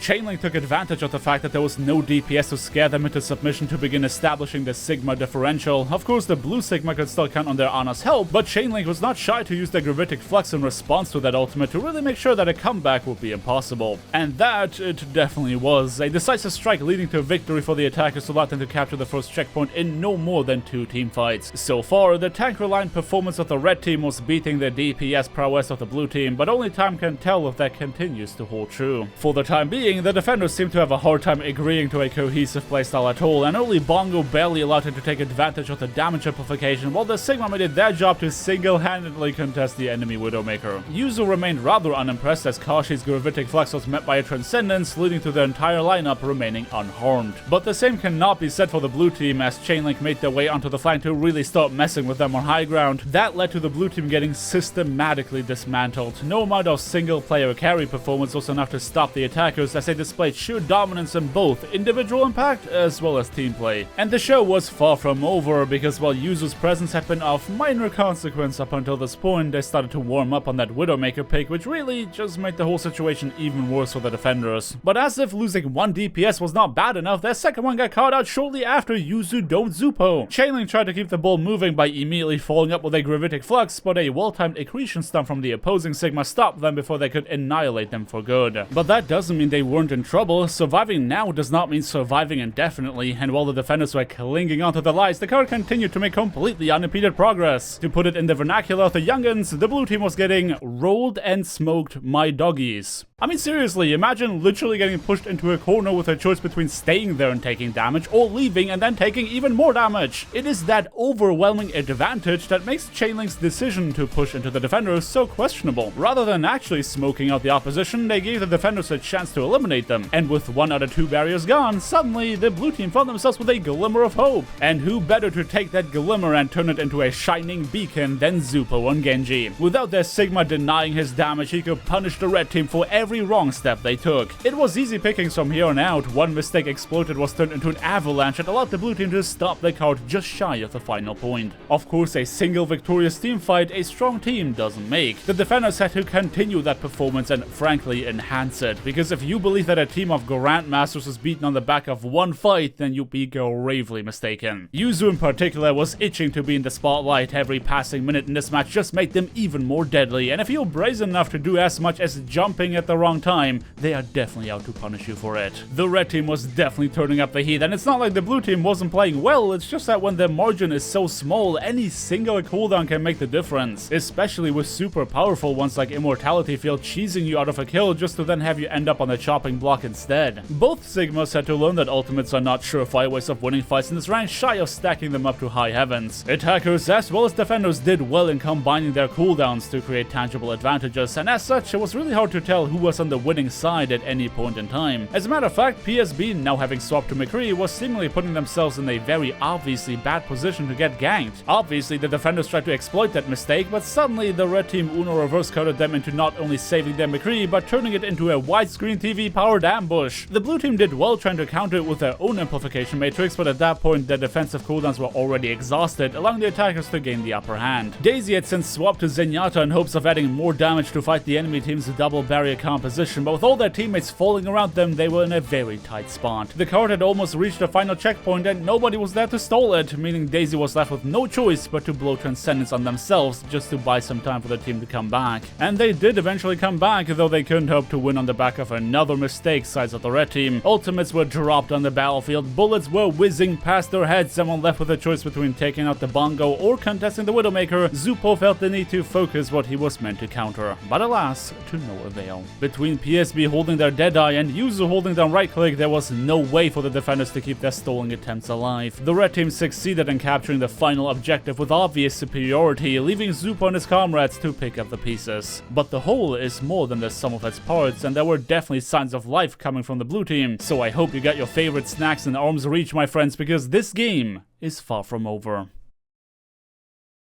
So far into this match, one thing was very apparent. The blue team had the skill, but they were definitely lacking the coordination. While every member of the red team was fully capable of executing fight-winning plays all on their own, they also succeeded in coming together as a unit whenever the time called for it. Those were the signs of true Grandmasters, and if the blue team wanted to have a shot at victory, they needed to find a way to mimic that success. And as per Zupo's report, everyone on his team had the same mindset about finding their mistakes, squashing them, and coming back even stronger. Which is cool and all, except they were still getting absolutely toasted. Their hearts were in the right place, absolutely, but a good attitude had to be backed up by good gameplay, and as it stands, their entry to this round showed anything but that. The defenders were displaying really well how timing their cooldowns perfectly made all the difference, and every time the attackers thought they had an opportunity, the red team found a way to fool them into feeding the grinder. Is there still a chance for Zupo to shine? How can the blue team hope to find a crack in the defender's seemingly impenetrable armor? And what does a man have to do to get you guys to smash that like button? Well, I don't have the answer to all these questions, but at least two of them. Remember when Zupo popped off on defense as soon as Chainlink got a bit overzealous? The blue team doesn't have to find a crack in the defender's armor because they are so confident that they are willing to take it off. One wrong step allowed Zupo to finish PSB with an instant headshot, and suddenly the chase was on. Find the opportunity, reach out to grasp it, and never let go. Deception made sure that Yuzu wouldn't be able to equalize the engagement by counter-sniping, and that aforementioned coordination now led the red team to committing a lot of their attention to sustaining their backline. The defenders were hanging on by a thread, their place remained solid, but without that proverbial armor of theirs, they couldn't help but have to tank some gut punches. The attackers were beginning to gain ground, but seeing as how PSB was at fault for causing that situation, they were determined to make up for it. A massive deadeye was meant to crush the blue team's spirit, but it came at the cost of their own life. But rather than succumbing to desperation, Deception and Luca decided to kick it into overdrive. As if they were feeding off their teammates' sacrifice, they began absolutely cleaning house to make sure that they didn't fall in vain. At long last, the blue team seemed to have a fighting chance, and at this point it doesn't even matter how they got here, because there's one thing and one thing only that is an undeniable fact on payload maps. Momentum is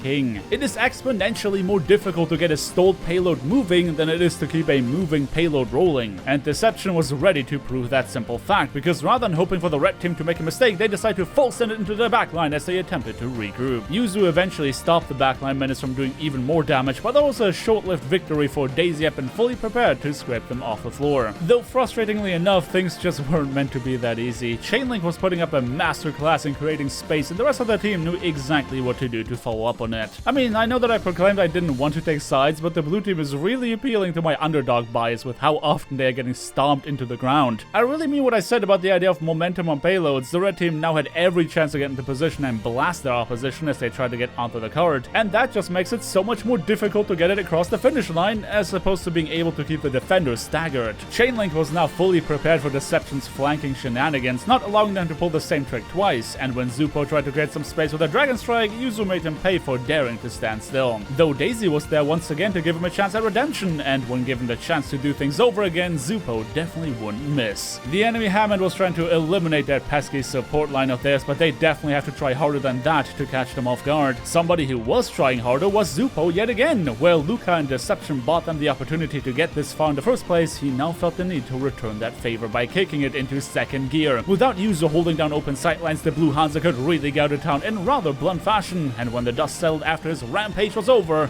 only the attackers remained. At this point, I'm kinda scared of getting my hopes up. It's really exciting to see how the blue team just refuses to give up, no matter how often they get outplayed, but realistically, their chances were slim. Any hint of momentum Zupo and friends managed to build up was immediately shut down by a combination of superior cooldown management as well as smart usage of ultimates. Yeah, I'm not gonna pretend like it's been smooth sailing on the back of that fight, because the blue team definitely had to re-engage anew, but every loss that was inflicted upon them, they decided to wear with pride. Just like an actual shonen protagonist, their losses made them stronger. They learned from their mistakes and elevated their gameplay bit by bit. Soon, it wasn't an exploit of misplays that kept them in the match, more than them finally cracking the red team's defenses wide open. The defenders seemed to be under the impression that they could force their way to victory the same way they did before, but boy howdy were they wrong, because now the attackers were ready. They knew their playstyle, they turned their own strategies against them, and they would show them what happens when they underestimate the underdog. Sure, their time bank gank wasn't as good as the red team's, but that would be of minor consequence, because by the end of their attack round, the blue team finally found their footing in this match. All they had to do was take what they learned and successfully apply it one final time.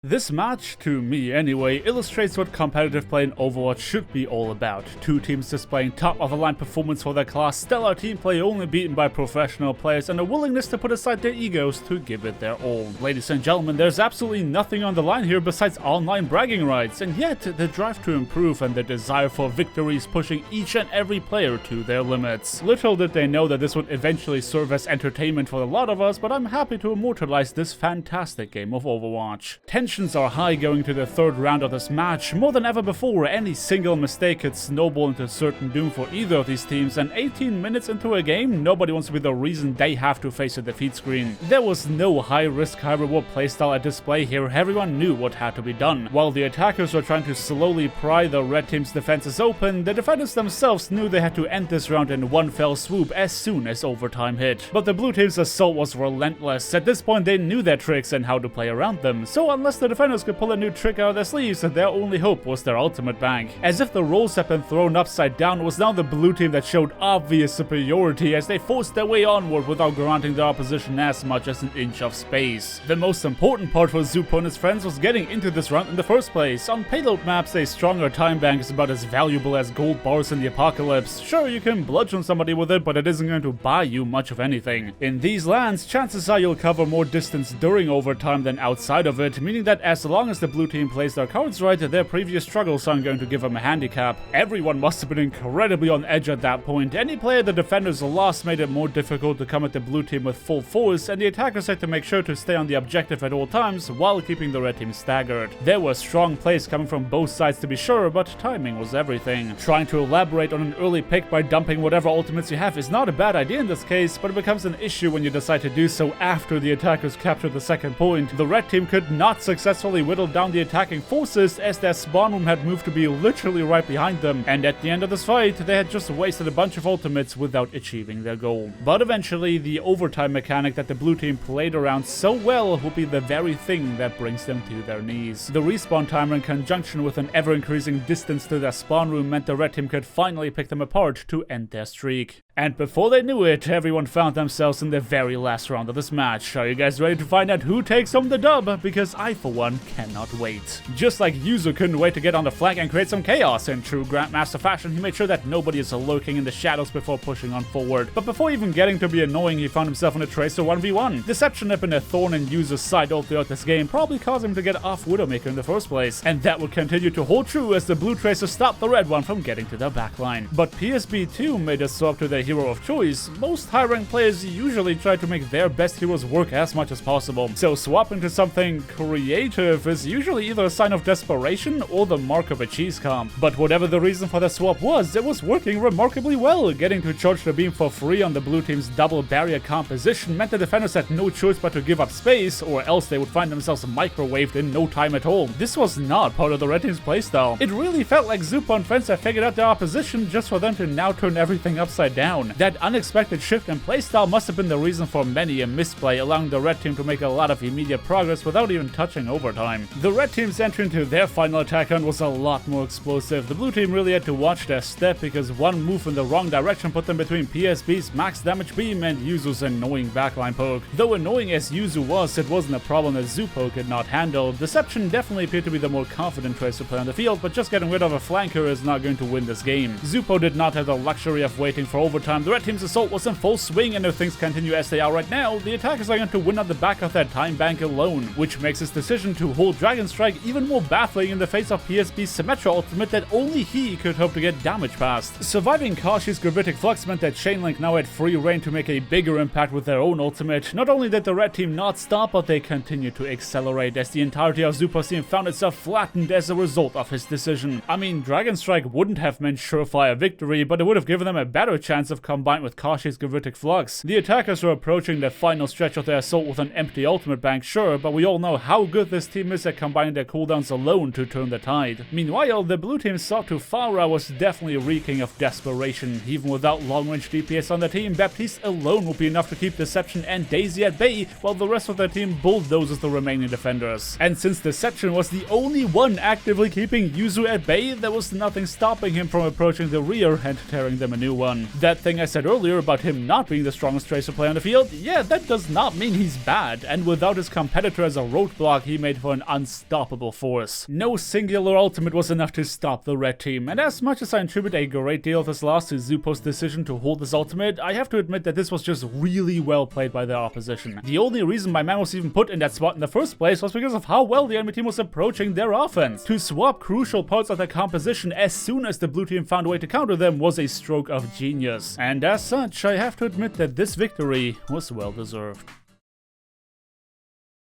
I feel like there's nobody out there that despises Doomfist more than Doomfist mains. I mean, sure, on this planet, in this universe, within our current timeline, it is a very popular thing to hate on that character. But you know things are bad when you achieve the trifecta of hatred in which not only your enemies hate you, even your allies can't stand to fight alongside you, and you can't help but admit that you hate yourself. Besides being an off-meta trash pick, Doomfist is so incredibly buggy that Blizzard cheeses you out of more eliminations than Immortality Field does. I wish I could show you a highlight montage of said bugs at display, but I don't play the character enough to fill the runtime, so I'm just gonna have to take their word for it. Doomfist is the definition of because I can. There's no reason to play him besides an intrinsic desire to hate yourself, and if it wasn't for the simple fact that mobility-based characters are fun, I believe that he would see even less playtime than Bastion. But does he deserve all that hate? Honestly guys, you haven't seen a lot of Doomfist in my stories recently because barely anyone plays him in my lobbies. That's how much he's struggling. So for today's episode, we are going to spectate and commentate the adventures of a Doomfist one-trick, an endangered species of player that more than anyone else direly needs our help. Now, leading up to me making this episode, I decided to ask my community what they think about Doomfist's place in the game, and well, if you weren't already under the impression that he direly needs a change in PR strategy, then seeing that a staggering 43% of my viewers can't stand his face might convince you. With him celebrating a measly 17% approval rate, I don't think there's a question about his position as the underdog in today's story. The challenge is convincing the other 83% of you that he's worthy of your support. And I mean, does Doomfist really deserve your hate in a game where other characters are arguably just as annoying while seeing much more playtime? Brigitte becomes a nearly unkillable demigod every time she hits the Q button, and it's not like she has to study the vast catalog of rollout tutorials on YouTube to get any value. Hammond players are defending his ridiculous levels of survivability by saying that it's balanced because if all 6 enemy players use all of their cooldowns at the same time, there's a chance that he might, maybe, not make it out alive. And need I remind you that Echo is still a character in this game that somehow got past the design stages? Listen, all I'm saying is that maybe we shouldn't give the lonely kid in the corner such a hard time when there are literally bands of bullies roaming the streets. But I get it, Doomfist is annoying to play against and nothing I say can change that. However, maybe seeing a game through the lens of a Doomfist OTP is going to help you understand his struggle. So ladies and gentlemen, without further ado, our story today takes place on Eichenwalds.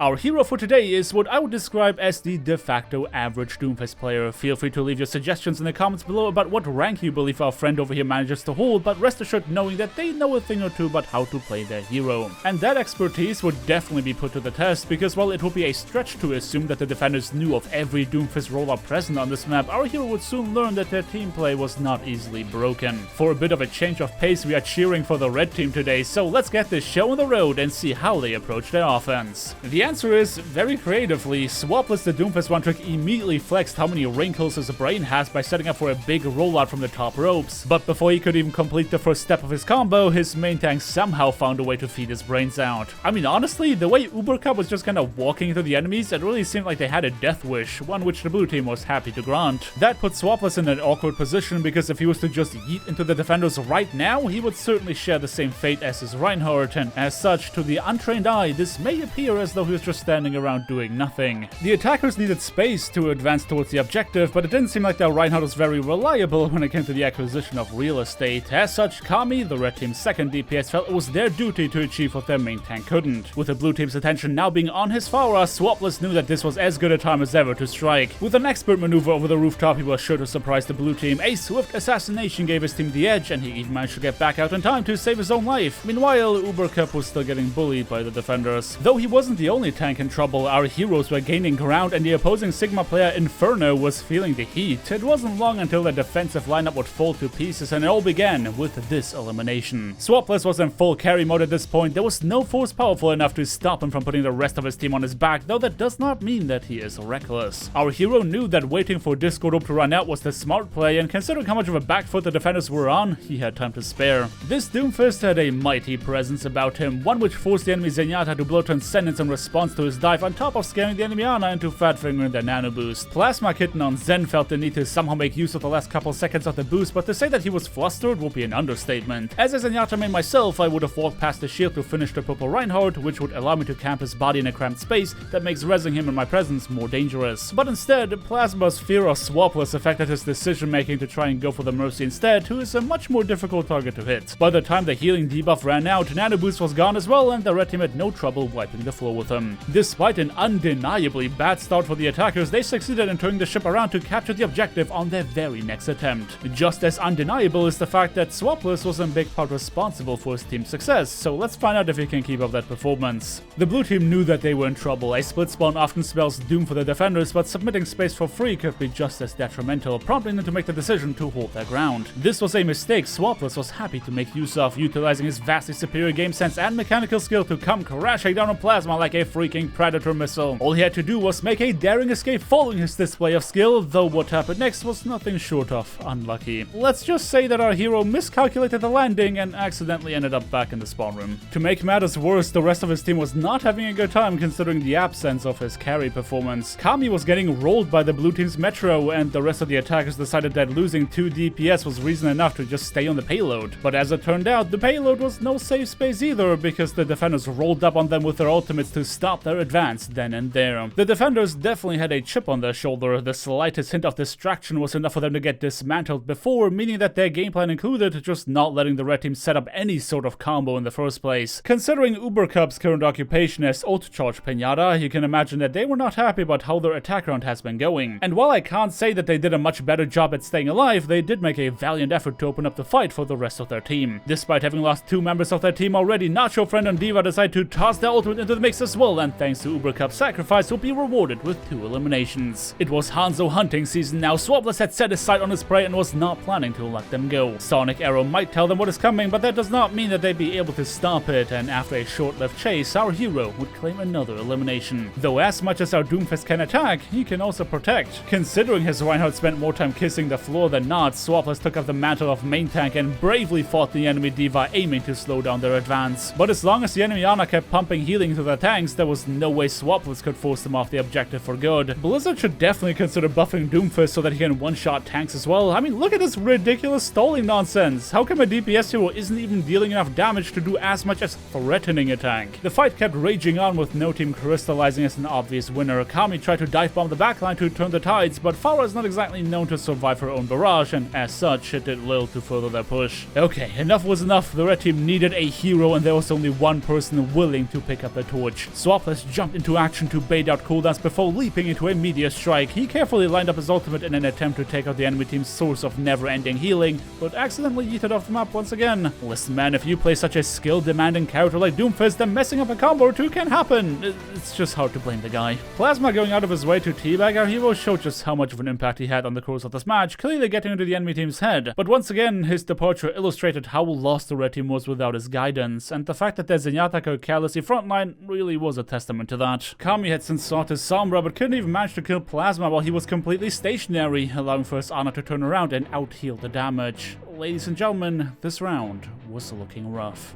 The blue team now had their payload firmly under their control. Swapless made an attempt to carry his team once again, but thanks to his cowardly tanks not pressing W hard enough, he ended up eliminated by the toxic Zenyatta player that just randomly spammed in his general direction. Kami would fall victim to that as well shortly after, trying to do his flanking diligence by harassing the backline, but alas, support heroes are just ridiculously overpowered. The stagger train just wouldn't stop. While most of the red team was getting borderline spawn camped, Swapless and his brigade was stationed on high ground in hopes of being able to create a pincer attack once the opportunity presented itself. himself, and their patience would be rewarded. The blue team's oblivious D.Va player was completely unaware of our hero's presence, boldly pushing in on SUPERCUT without realizing that they would have to contend with Swapless and his brigade bodyguard as well. A position I had to fight tooth and nail for to get by skillfully disposing of the enemy soldier with a 1-2 combo. Their D.Va realized too late what they had to deal with and ended up blown off the map. But amazingly, their booster cooldown came back just in time, allowing them to get back into the fight by combining it with their ultimates. Of course, our hero would not let them Goomba stomp on his team, making short work of the blue team's off tank, and as such, open up this fight. The red team was hell-bent on supporting their carries, so as soon as they caught up to the payload, Kami translocated into the enemy backline for a massive EMP to eliminate the defender's supports. Though there was one wildcard the red team did not consider: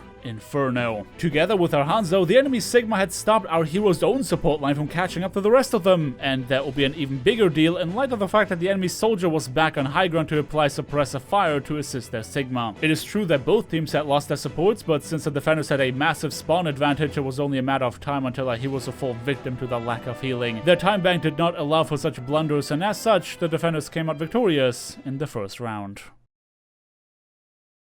Being stopped just shy of the second checkpoint was definitely frustrating, but most assuredly nothing to lose hope over. 119 meters covered was respectable enough, and it's not like the red team can't abuse the same spawn advantage that ended up being their downfall. Now, what does worry me a bit, however, is that Kami decided to start this round off on Bastion. I always have a hard time telling if people do that out of frustration or as a legitimate strategy, because if there's one thing that spectating these matches has taught me, it's that Bastion is a force to be reckoned with in lower ranks. The blue team spawn, meanwhile, had been all smiles and cheers. They were clearly in control for most of this game, with our hero Swapless being the only player doing as much as contesting their reign. And it would be his job again to do exactly that. The blue team thought this game all but won already, but little did they know how many more tricks this doomfist has up his sleeves. Granted, this was a very risky strategy. All it takes is for the enemy team to have ears to easily avoid his dive. And Lord help our hero if the attackers actually went all the way to study doomfist rollouts. The round started with Plasma, the toxic Zenyatta main, leading the charge, and right from the get-go you can see Swapless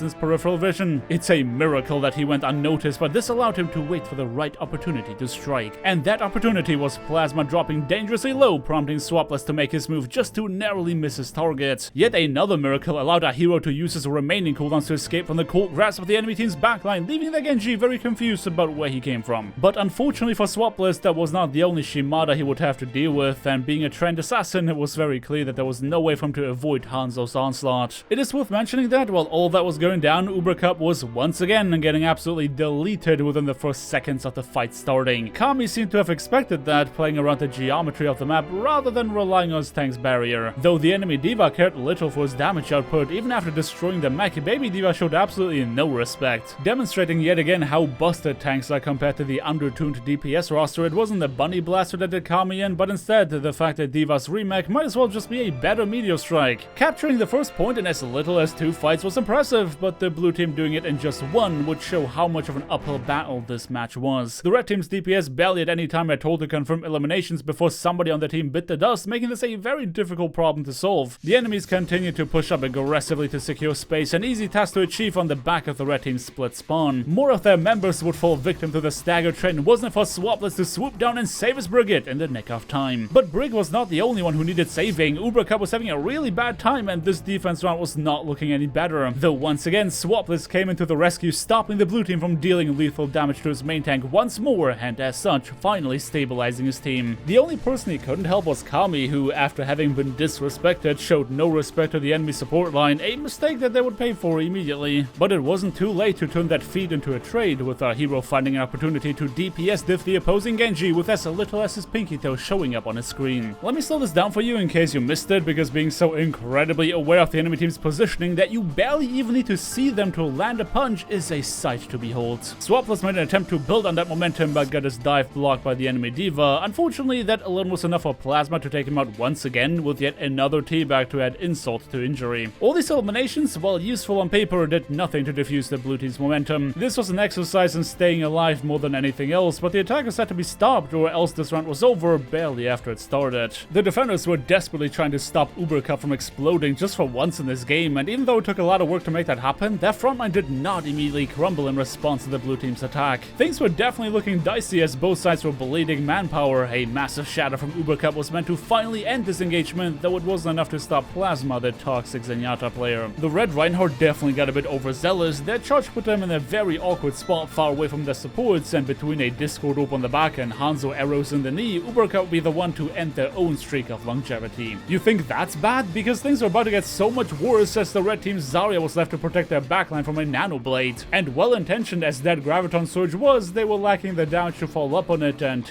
yeah, well, Swapless was not the only one getting unlucky. The attackers were approaching their final stretch on the back of a perfectly staggered teamfight. The spawn advantage was with our heroes, however, a spawn advantage is only an advantage if we can actually get some eliminations. There was no more time to set up any kind of plays. The red team's only hope was to brute force their way to victory, and Kami had just the right amount of firepower to make that happen, utilizing their ultimate to scare the attackers into submission before confirming an elimination on their toxic Zenyatta player, but unfortunately falling victim to their own deflected damage. Swapless had to pick up where Kami left off, slamming down on the objective with his ultimate to set up for a wombo combo against Inferno. Things were looking up for our heroes. If they can only survive a little longer for reinforcements to arrive, maybe there's still a chance for a comeback. But sadly, that comeback just wasn't meant to happen. After controlling the defense, the blue team confidently won their offense round as well with, dare I say, little retaliation. And if there's one thing this episode should teach us, it's the power of perspective. Would you believe me if I told you that originally this was the tale of a Zenyatta main rallying his team around him to fight against a doomfist Smurf? Because in actuality, Plasma Kitten was the one that submitted this replay, and his perspective was very different from what you have seen in today's episode. But what do you know? Being very particular about the shots I present and narrate can quickly turn the villain into a hero.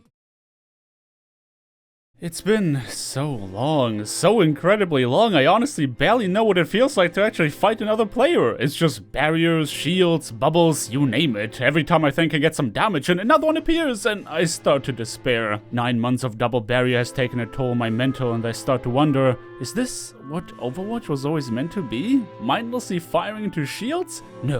No, it can't be, and I'm ready to prove it. Ladies and gentlemen, today's story is an exciting one. Our protagonist in this episode was just as fed up of Orisa and Sigma as me. In an act of defiance, they decide to say screw the meta and instead leap towards freedom on the back of Dive. So make sure your seatbelt is fastened because we're about to rapidly approach content altitudes as our story today takes place on Numbani. And what better map to take to the skies than one featuring more high rises than I can count. Fittingly enough, all that available high ground makes us the perfect destination to run a dive composition, even if your opponents decide to run double cringe. The only problem is that it didn't seem like anybody on Peanut's team had any intention of following their example. But dive or not, we had a blessed match on our hands, with neither team giving up their honor for the sake of skill rating just yet. And it would be that lack of protection allowing the blue Hanzo to pick up an elimination right out of the gate. That's a challenge of honor if I've ever seen one. The red team's Hanzo was not about to be outclassed so easily, challenging its mirror matchup to a 1v1, just for both of them to end up flat on their faces. Finally, it was Peanut's turn in the spotlight, though they would first have to emerge from the shadows. Together with the rest of their team, this Winston was holding the line, waiting for the right moment to take flight. And that moment presented itself when the opposing main tank became the victim of their own impatience. While Peanut's approach appeared to be a bit more level-headed, the enemy McCree made it very difficult for them to get much of anything done. After a few quick zaps, they had no choice but to try and disengage, though at that point, it was too little too late. The blue team had suffered heavy losses, and without their main tank to lead the charge, Jay on Zarya was the only one left who could escort their supports to safety. If the defenders lose any more players, then surely the first point will be lost. And the red team knew that. As soon as their own main tank returned from their spawn, they aggressively pushed on forward to chase down the survivors. With the high ground firmly under their control, there was a little that could stop them from claiming the objective. But let's not forget that this is what dive characters were made for. Their mobility could allow the defenders to contest the high ground and come back after all. Though this would take a calculated approach to succeed, one which unfortunately our hero decided to forego in favor of donating their entire health pool to the enemy team's ultimate bank. Let's also not forget that the strength of dive is also its weakness. You can come back very quickly, but it also means that you can feed ultimate charge at record speeds. Though speed was not exclusive to the dive variety of characters, the red team could have sat their butts on the objective and enjoyed their victory, but instead they decided to double down on their advantage, and that with an incredible amount of ferocity. The defenders were still in the process of trying to regroup when the red team rolled up to turn them into minced meat. Peanut was trying to come in and stop the slaughter, but found themselves fighting against overwhelming odds. It was barely a fight at the end, and our heroes were in big trouble. In an odd twist, it was the red team's brawling composition that decided to take the high ground, while the defenders decided to roll up on the streets in standard fashion. Granted, it's not like they were running a cohesive dive at present, but losing the high ground spelled certain doom for them as they continued to run into the grinder, while their enemies casually escorted the payload. There are things that a main tank can and cannot do. Their supports running in ahead just to get flattened was definitely outside Peanut's control, but they also knew that they couldn't let the red team continue to have their way. Along with their Hanzo's Dragon Strike, our hero leapt on forward to finally put a roadblock in front of the attackers. The Primal Rage was meant to buy them time, but Nerfy and the Red Reinhardt did not hesitate to stop them from monkeying around.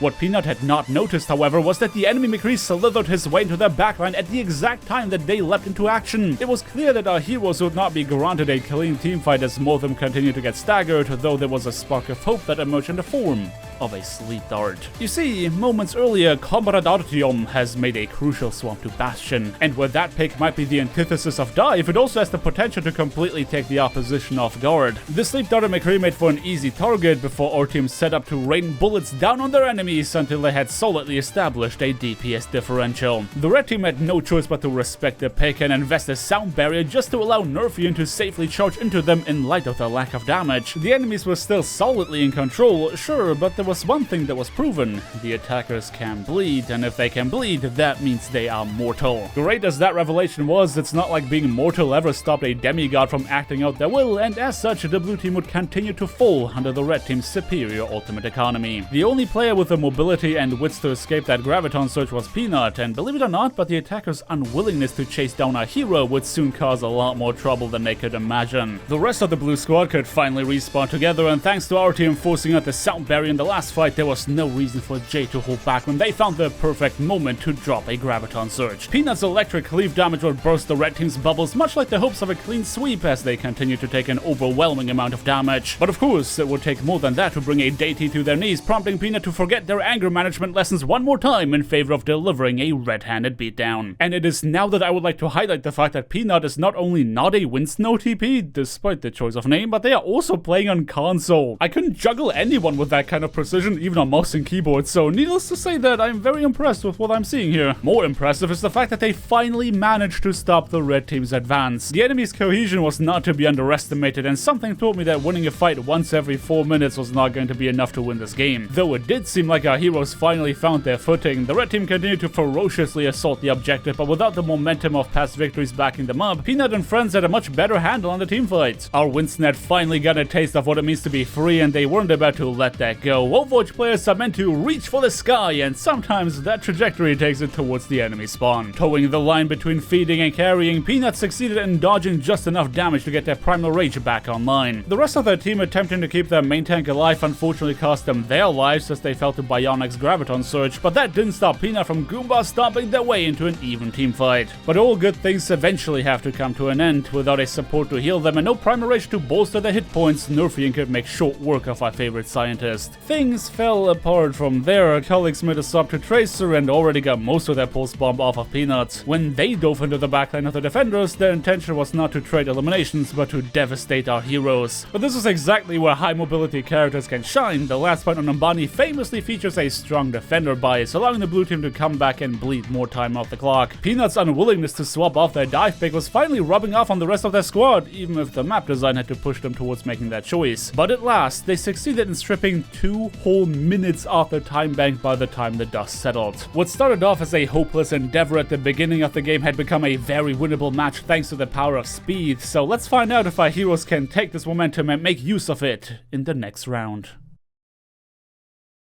If there's one thing this match has shown me so far, it's that the game is so much more fun without double shield. The red team was taking a decisive lead based on smart pushes, good positioning and solid ult economy, rather than relying on meta cheese. Peanut and friends managing to avoid a time bank catastrophe by abusing their spawn advantage may have been a bit cheesy, but ultimately the right call. You'd think that doing so well on high mobility characters would get the rest of their team to follow their Winston's lead, but, well, cohesion wasn't their strong suit. The red team meanwhile was all on the same page about how they wanted this defense to go. A hail of grenades made for a quick elimination, and that alone should have been reason enough to avoid the staircase at all costs. Peanut, on the other hand, had the right idea. Contesting the high ground was absolutely necessary, and all it took to get the Kree off their heads was a leap size of our Winston. Where that was supposed to build an advantage, the rest of the blue team decided not to reach for the skies and instead get clumped up in a tiny room, much to their detriment. Now I know that this is a diamond ranked match, but let me just say that this is the #1 mistake I see people make when trying to attack on Numbani. The defenders absolutely had isolated targets on high ground that would have been susceptible to a cohesive dive, but well, coordinating with your team is hard, especially if you're on console or EU servers on PC. Stuffing yourself into that tiny room to contest high ground is rarely a good idea, especially not if the enemy team is running a Junkrat. Our heroes were lucky that the red team hadn't stooped low enough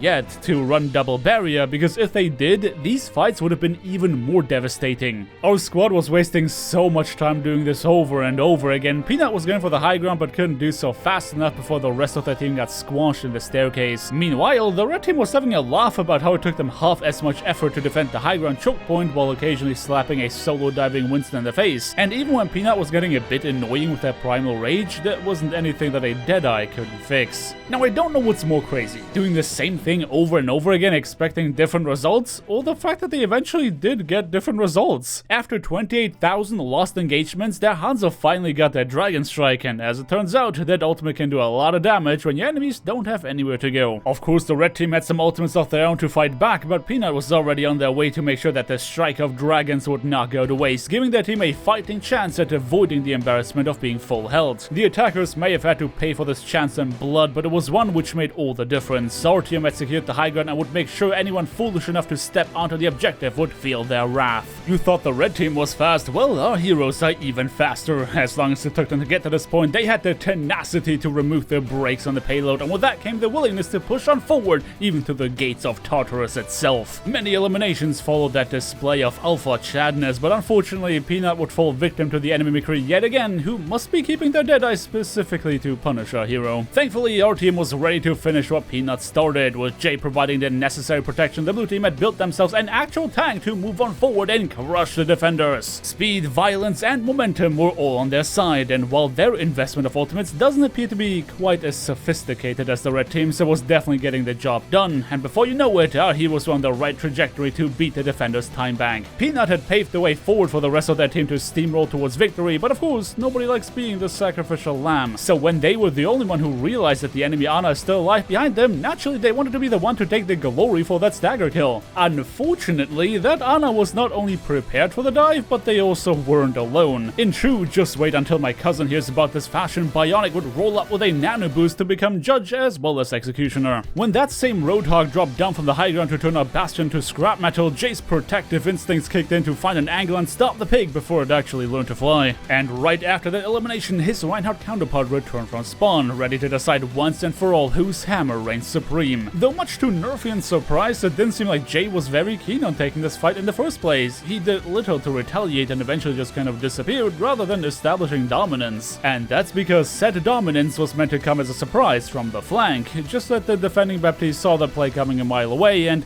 well, if his support with a damage output of an overtuned DPS starts laying into you, there is little you can do but disengage. That whole spark of creativity, let's call it, wasn't exactly helpful when it came to their push. Sure, the Bastion pick was working wonders, but there's definitely some amount of diminishing returns to flanking as a tank, and as such, the payload was finally stopped. Peanut realized that their pick was not the best in the current situation, but rather than giving into Aaron's double barrier temptations, they decided to give another dive tank a shot. Rolling out of spawn as Diva, Peanut immediately started to lay into the opposition with micro rockets while also devouring molten core charges like their freaking popsicles. They could not allow this to turn into another war of attrition, because if you're starting to have poke battles with a defending team on Numbani last point, chances are you'll run out of patience before you run out of time. Much like before, the blue team's strategy was to play around their Bastion with only a single barrier on the enemy team and no defense matrix of their own. There was no way for them to stand out to our team's insane damage output. This was a completely different look compared to their first point attack, allowing the blue team to move on to the final stretch within a single team fight. The final fight of this round looked a lot like the final fight of the previous one, in that it evolved into complete chaos. As is the case for many such team fights, everyone slammed down on their Q buttons the moment the ultimates came online to see who comes out on top at the end of that special effects rainbow. At the end, the red team was unable to replicate our hero's stalling success, and while Peanut and friends did get a better time sandbank, it wasn't better by much. And you know as well as me that when victory comes down to the wire, a lot of players are more than willing to forsake their honor to defend their skill rating.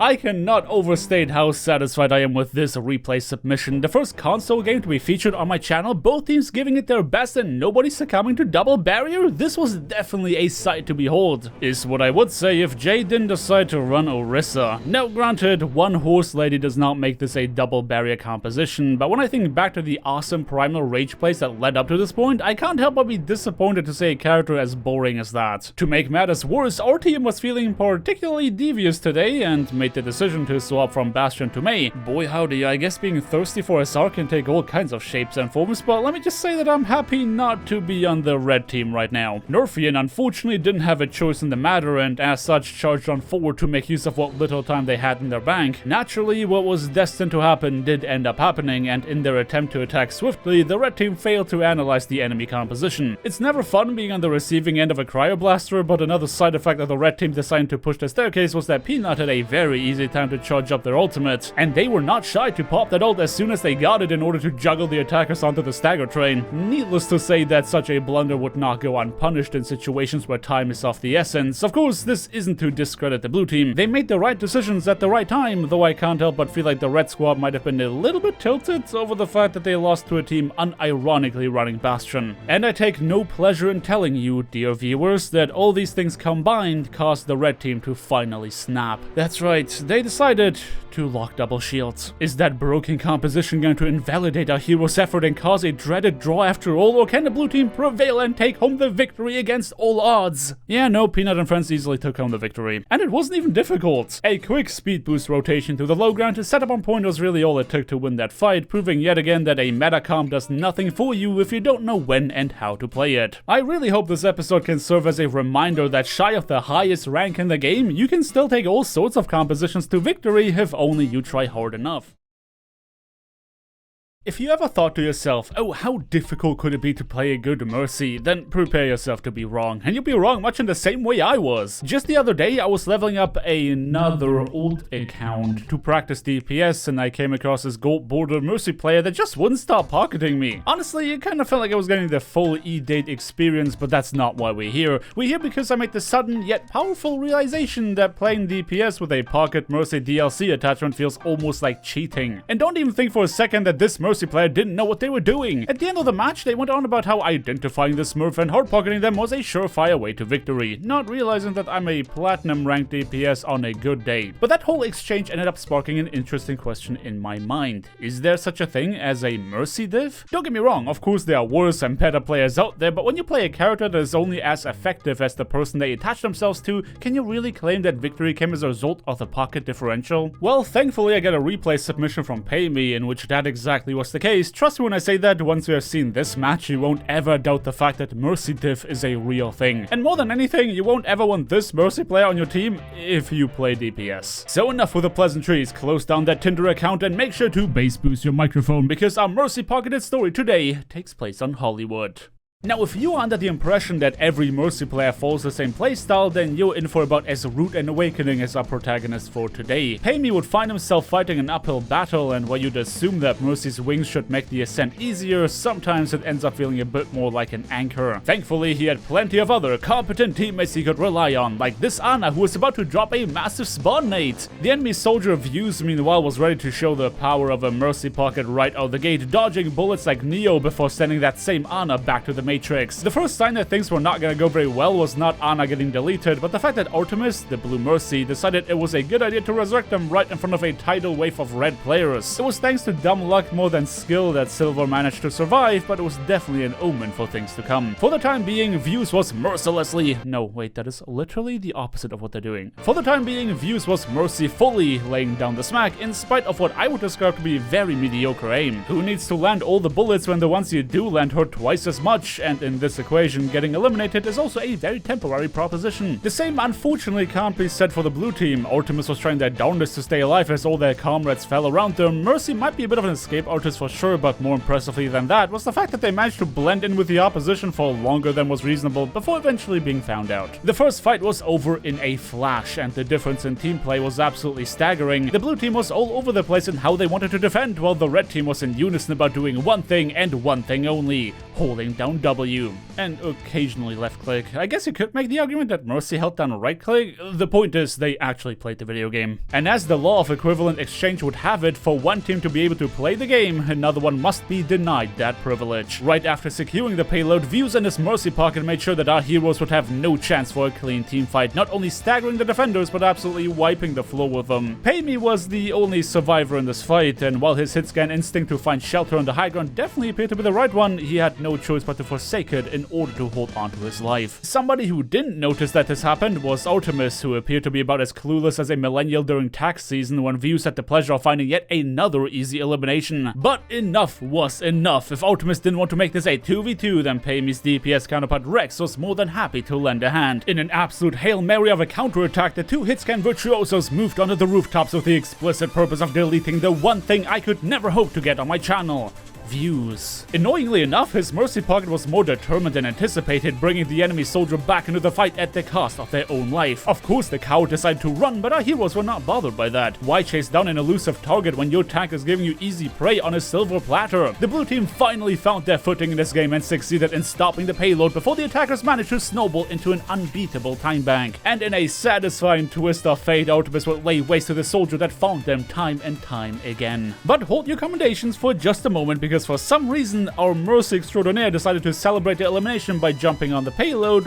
rather than pushing up with their DPS on high ground to gain an early advantage for the next fight. I wish I was making this up, but it takes the game sense and decision-making skill set of a half-eaten marshmallow to think that whatever the heck they were doing here was at all helpful for the chance of victory in a competitive match of Overwatch. Thankfully, they eventually decided to join their teammates on high ground, though less so to add damage amplification, more than just adding damage. I mean, I can respect trying to establish the Mercy diff, but that definitely didn't end up happening the way I anticipated. That elimination aside, I really feel for Payme at this point in the replay. He wouldn't have to do half as much heavy lifting if his Mercy was only half as attentive as the opposing one. Nobody is saying that Artemis should dedicate every resurrection to him, but a damage boost goes a long way, and so far he had to walk the entire distance on his own. If I was playing DPS in this match, I could not help but be jealous of the fact that Views was enjoying their Mercy's undivided attention. But of course, a DPS can only do so much without their tanks giving them space, and as such, the Red Reinhardt moved on forward with a confident spring in their step, forcing our heroes to contest them. And naturally, without a barrier to stop the red team's advance, there was no way for them to avoid this massive shatter. It was all rudimentary cleanup from here on out, expedited by Mercy's damage boost, though it seemed like Views had mastered the ancient art of counting, because they noticed that they didn't get a 6k in the last fight. Rex and Payme were once again the only survivors, and as such, the blue team's last line of defense. A Mercy pocketed hitscan raining down damage on the choke points would spell certain doom for their chance to win, meaning holding this position was vital. And clearly, the red team was painfully aware of that. Their attention was split haphazardly between the high ground and the defender spawn, which meant they couldn't fight full force at either of their warfronts. Their formation was full of holes primed to be exploited, and there was one player capable of doing said thing. Our hero Payme was ready to rock as well as roll off the high ground to stun the enemy Reinhardt out of his protective shield. A strong combo play to enable their comeback, but this mech cowboy had mech tasted blood and was not satisfied until he showed just how much better than Views he was, laying waste to his opposition without being as much as looked at by his own Mercy. But I gotta give credit where credit is due. The red team had an iron will that was not easily broken. Every time they took a fight, they made some kind of progress, even if they ended up back in their spawn at the end of it. And as such, it really felt like they knew they could win if only given enough time. And as a wise rubberman once said, as long as they are alive, they have infinite chances. But as it turned out, all they really needed was a single one. It doesn't take a college education to understand that high ground is the key to victory here, which means that as soon as Views and his Mercy rolled out with a literal damage amplified aimbot, there was little in the way of resistance. I really wish there was more to it, but that is literally how they captured the second point. Sure, a few hero changes were made, but ultimately starting a fight on the back of 2 picks to get high ground under your control means that you'd have to mess up in a big way not to snowball that into a win. And it doesn't help that the blue team was getting flustered into making several mistakes in regards to their positioning, as well as their ult economy. Payme was trying to make the most out of the situation, but was very apparent that they were fighting a losing losing battle. Any elimination they got were ultimately meaningless if they can't wipe the entirety of the attacking team in one fell swoop, since their spawn had now moved to be right behind the payload. And you know as well as me that desperate times ask for desperate measures. Some of you may call Payme a coward for not falling alongside his comrades, but honor does nothing for you if you don't live to tell the tale. The winners write the history books, and in this case, Payme already had his pencil in hand. Revealing himself from behind cover, his Deadeye would successfully claim no less than 3 eliminations, buying him the space to roll up and lead the remaining forces into battle. It really is a dang shame they still end up losing the round after that. Hey, I mean, at least they got them into overtime, right? What can I say? The Mercy differential was very apparent, and strong of a showing as Payme and Rex had. If Artemis doesn't start helping them at least a little bit, then their upcoming attack round is going to be rough.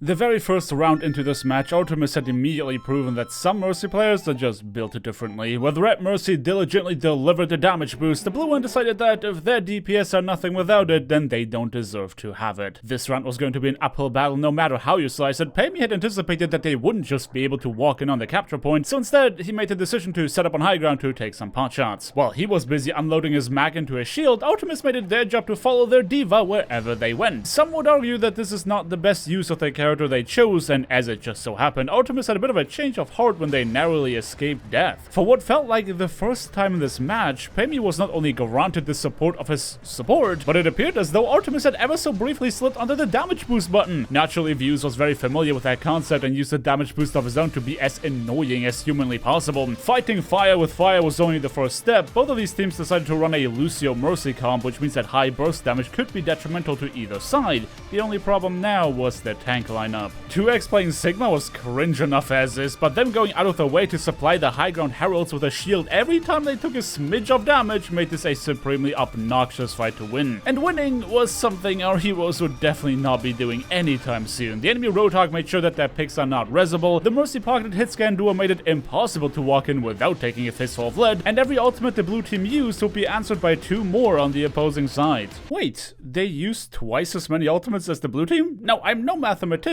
but according to my calculations, it had just struck pain o'clock. The red team had left themselves vulnerable with no defensive ultimate to keep them alive and no offensive ultimate to equalize the loss of manpower. Rex's dragon would strike through and pave the way forward for the attackers to finally claim the objective. Our heroes may have been lucky for the red team to make such a blunder, but the decision to act upon it before they can recover allowed them to finally get the payload on the road. However they ended up getting to this point, the only thing that mattered now was to keep up the pace. Payme was on the right track, wanting to secure high ground once again, but not only was Views already there, Artemis also decided to tuck tail halfway through, leaving our hero to fight the enemy soldier on his own. And when Views' lackluster aim had proven to not be enough, he also had no problem solo ulting our lonely champion. The fight on the payload raged on regardless, and while Payme failed to avoid Views' ultimate, the rest of the attackers masterfully dispersed in response to 2x's gravitic flux just after our Roadhog had taken care of their soldier. The Red Sigma knew that he was in danger, and let's just say that what happened next might be a bit too graphic for this family-friendly show. The eradication of the defending shield tank coincided with the respawn timer of our hero. With their losses recuperated or resurrected, the blue team could now march on forward as one to show the defenders how they turn an inch into a mile. Silver's beat drop also top dropped the road drop to the spawn drop, and before you die of cringes I pretend to be a budget rapper, marvel in awe as Payme re-establishes the hit scan differential with neither party having benefited off a Mercy pocket. Though Artemis did show themselves curious enough to fly up after the work had been done, but don't think for even a second that Payme would be the beneficiary of a damage boost, because the only thing that got pocketed at this point was Artemis' attention span. The blue team did show themselves competent enough to play out what was effectively a 5v6. At least that Mercy ensured that Resurrection would be utilized off cooldown, and as such their numerical disadvantage didn't get any worse than that. Thankfully for them, it was apparent that the defenders were in full panic mode. Rather than staging a coherent attempt at recontesting, they fed themselves into the grinder one by one, which made it very easy to deal with them. The blue team now had a completely different look on them as they confidently took control of the game. Every potential differential that could be established would be established, and as long as Payme continues to get away with their shenanigans, nothing about that would change. But change,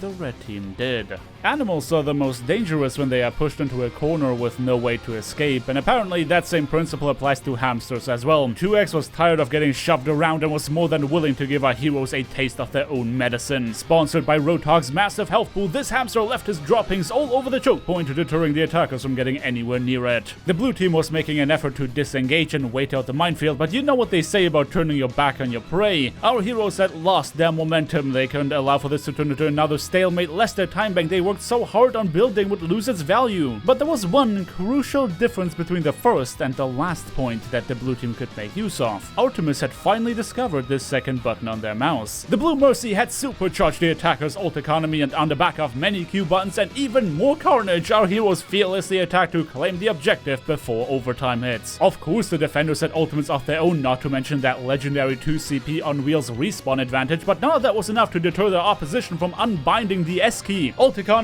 positioning, court presence, and sheer tenacity. All these things were on our side as the blue team removed the defenders from the objective with near surgical precision. In an odd twist of fate, the red team's reliance on damage boosts had become their detriment as they failed to adapt to the changing landscape. The blue team could not rely on what they didn't have, and as such, the addition of Artemis damage boosts only enabled them even more to take home this round.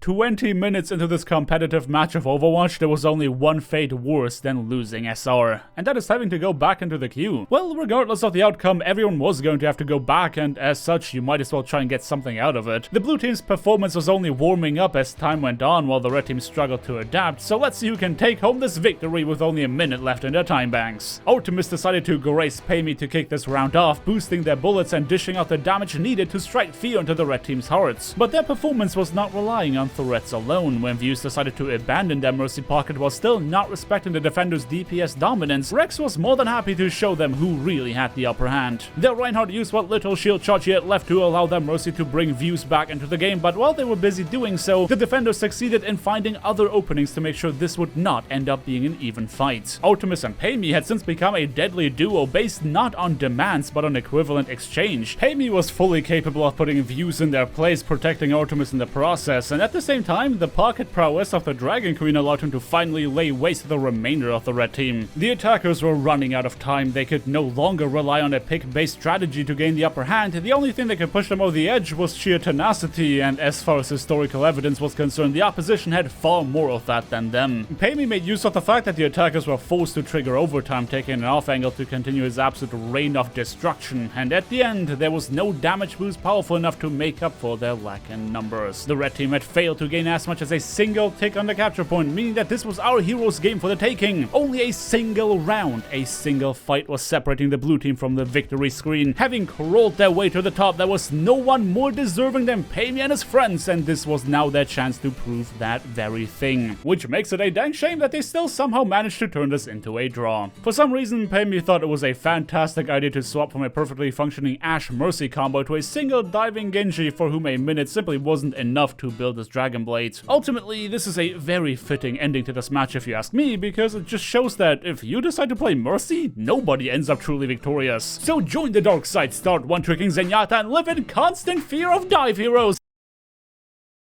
For this year's Halloween special, I decided to reach out to my community. Submit your scariest replays, I said. Show me just how truly horrifying your matches can be. But what I ended up witnessing was so much worse than I anticipated. Something that goes beyond mere trolling, the twisted machinations of a player who was so determined to lose this match that they continued to outdo themselves in their means of throwing. But the question remains. Was it enough? Was their team able to overcome the challenge that is not only being one player down, but making up for somebody purposely trying to assist the enemy team? Well, there's only one way to find out. Starting the first round off on defense, our heroes immediately knew that something wasn't quite right. Mere seconds away from the start of the game, Ice, the DPS player, was still yet to choose a hero, making for an omen of things to come. But fate waits for nobody, meaning ready or not, the red team was on their way to claim the objective. The blue Reinhardt Yeo immediately had to take the brunt of the first attack. His shield held out for no more but a few seconds, while his own team swiftly felt the apparent lack of frontline damage. And damage was one thing that the attackers attackers had in spades, whether the front line or the back line, nobody would be spared from the aerial assault of the enemy Echo. Meanwhile in spawn, the blue team's Skyrat had finally chosen to lock a hero, but there was about as much progress as you can expect from Ice. You see, making decisions is really hard, and when you have to choose between flying, walking, or taking a teleporter, yeah, that choice can take a while to make. Attackers and defenders alike were fighting around the bell tower. Fittingly enough, they were waiting for the right time to strike, but even with a player disadvantage, our heroes had set up a steadfast defense. A defense that would be tested as Slaughterfly, the Sigma player, was determined to end the stalemate via means of a gravitic flux. But as much as the defenders were lacking damage, they had an abundance of healing. That ultimate alone was not enough to bring them to their knees, and since Yeo was the one who submitted this replay, he was determined to claim his throne as the main character of the story. But sadly, all that healing came at the cost of utility. Without a Lucio to speed him around, this nano boost would not have the desired effect. While Yeo was busy securing the front line, Slaughterfly was resurrected behind him. Naturally, he had no chance to get out alive, but he did start to tear away at the blue team's defenses before finally getting eliminated for good.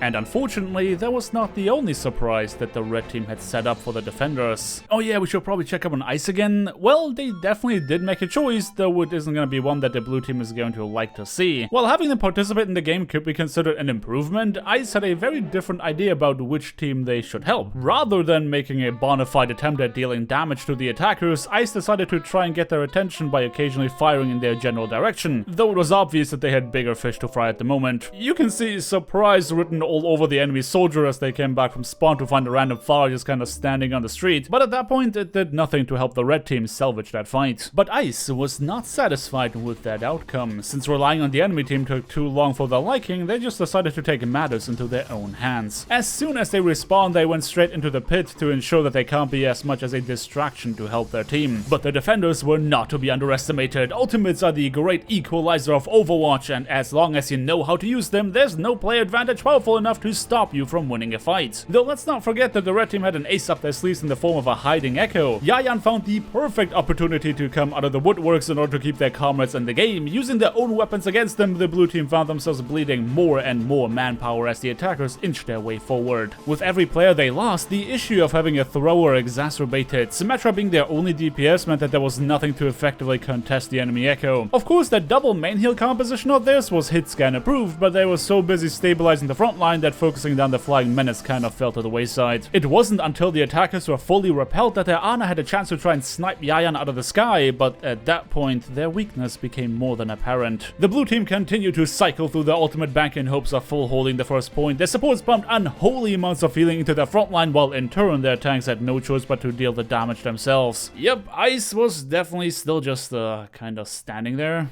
menacingly. The attackers were tired of getting shoved around, so it was time for them to do the shoving, and what better ultimate to achieve that than a whole hog? Inch by inch, the red team was prying the defenders' lineup wide open. It wasn't enough that they had more players, but their mercy ensured that equalizing the engagement would be no simple task, while their Rotar continued to find picks to further elaborate on their numerical advantage. Overtime was triggered, and Ice began to worry about not having thrown hard enough. It was impressive how much the blue team achieved while at such a severe disadvantage, to the point where Ice was obviously doubting their methods. But the red team had finally figured out the puzzle, the one thing our heroes were weak against: turning around. At this point, I would really love to break out into a rant about how busted of a hero Echo is, but really, I feel like Yayan could have achieved the same thing as Genji or Pharah. It's like the defenders were unable to change their target as soon as they started focusing on somebody, and as such, this Echo could go on and absolutely demolish the entirety of the blue team, with the biggest threat not being any of its players but one of their turrets. The first point was gone, and this, in light of Ice refusing to make themselves useful, meant that the biggest challenge was yet to come.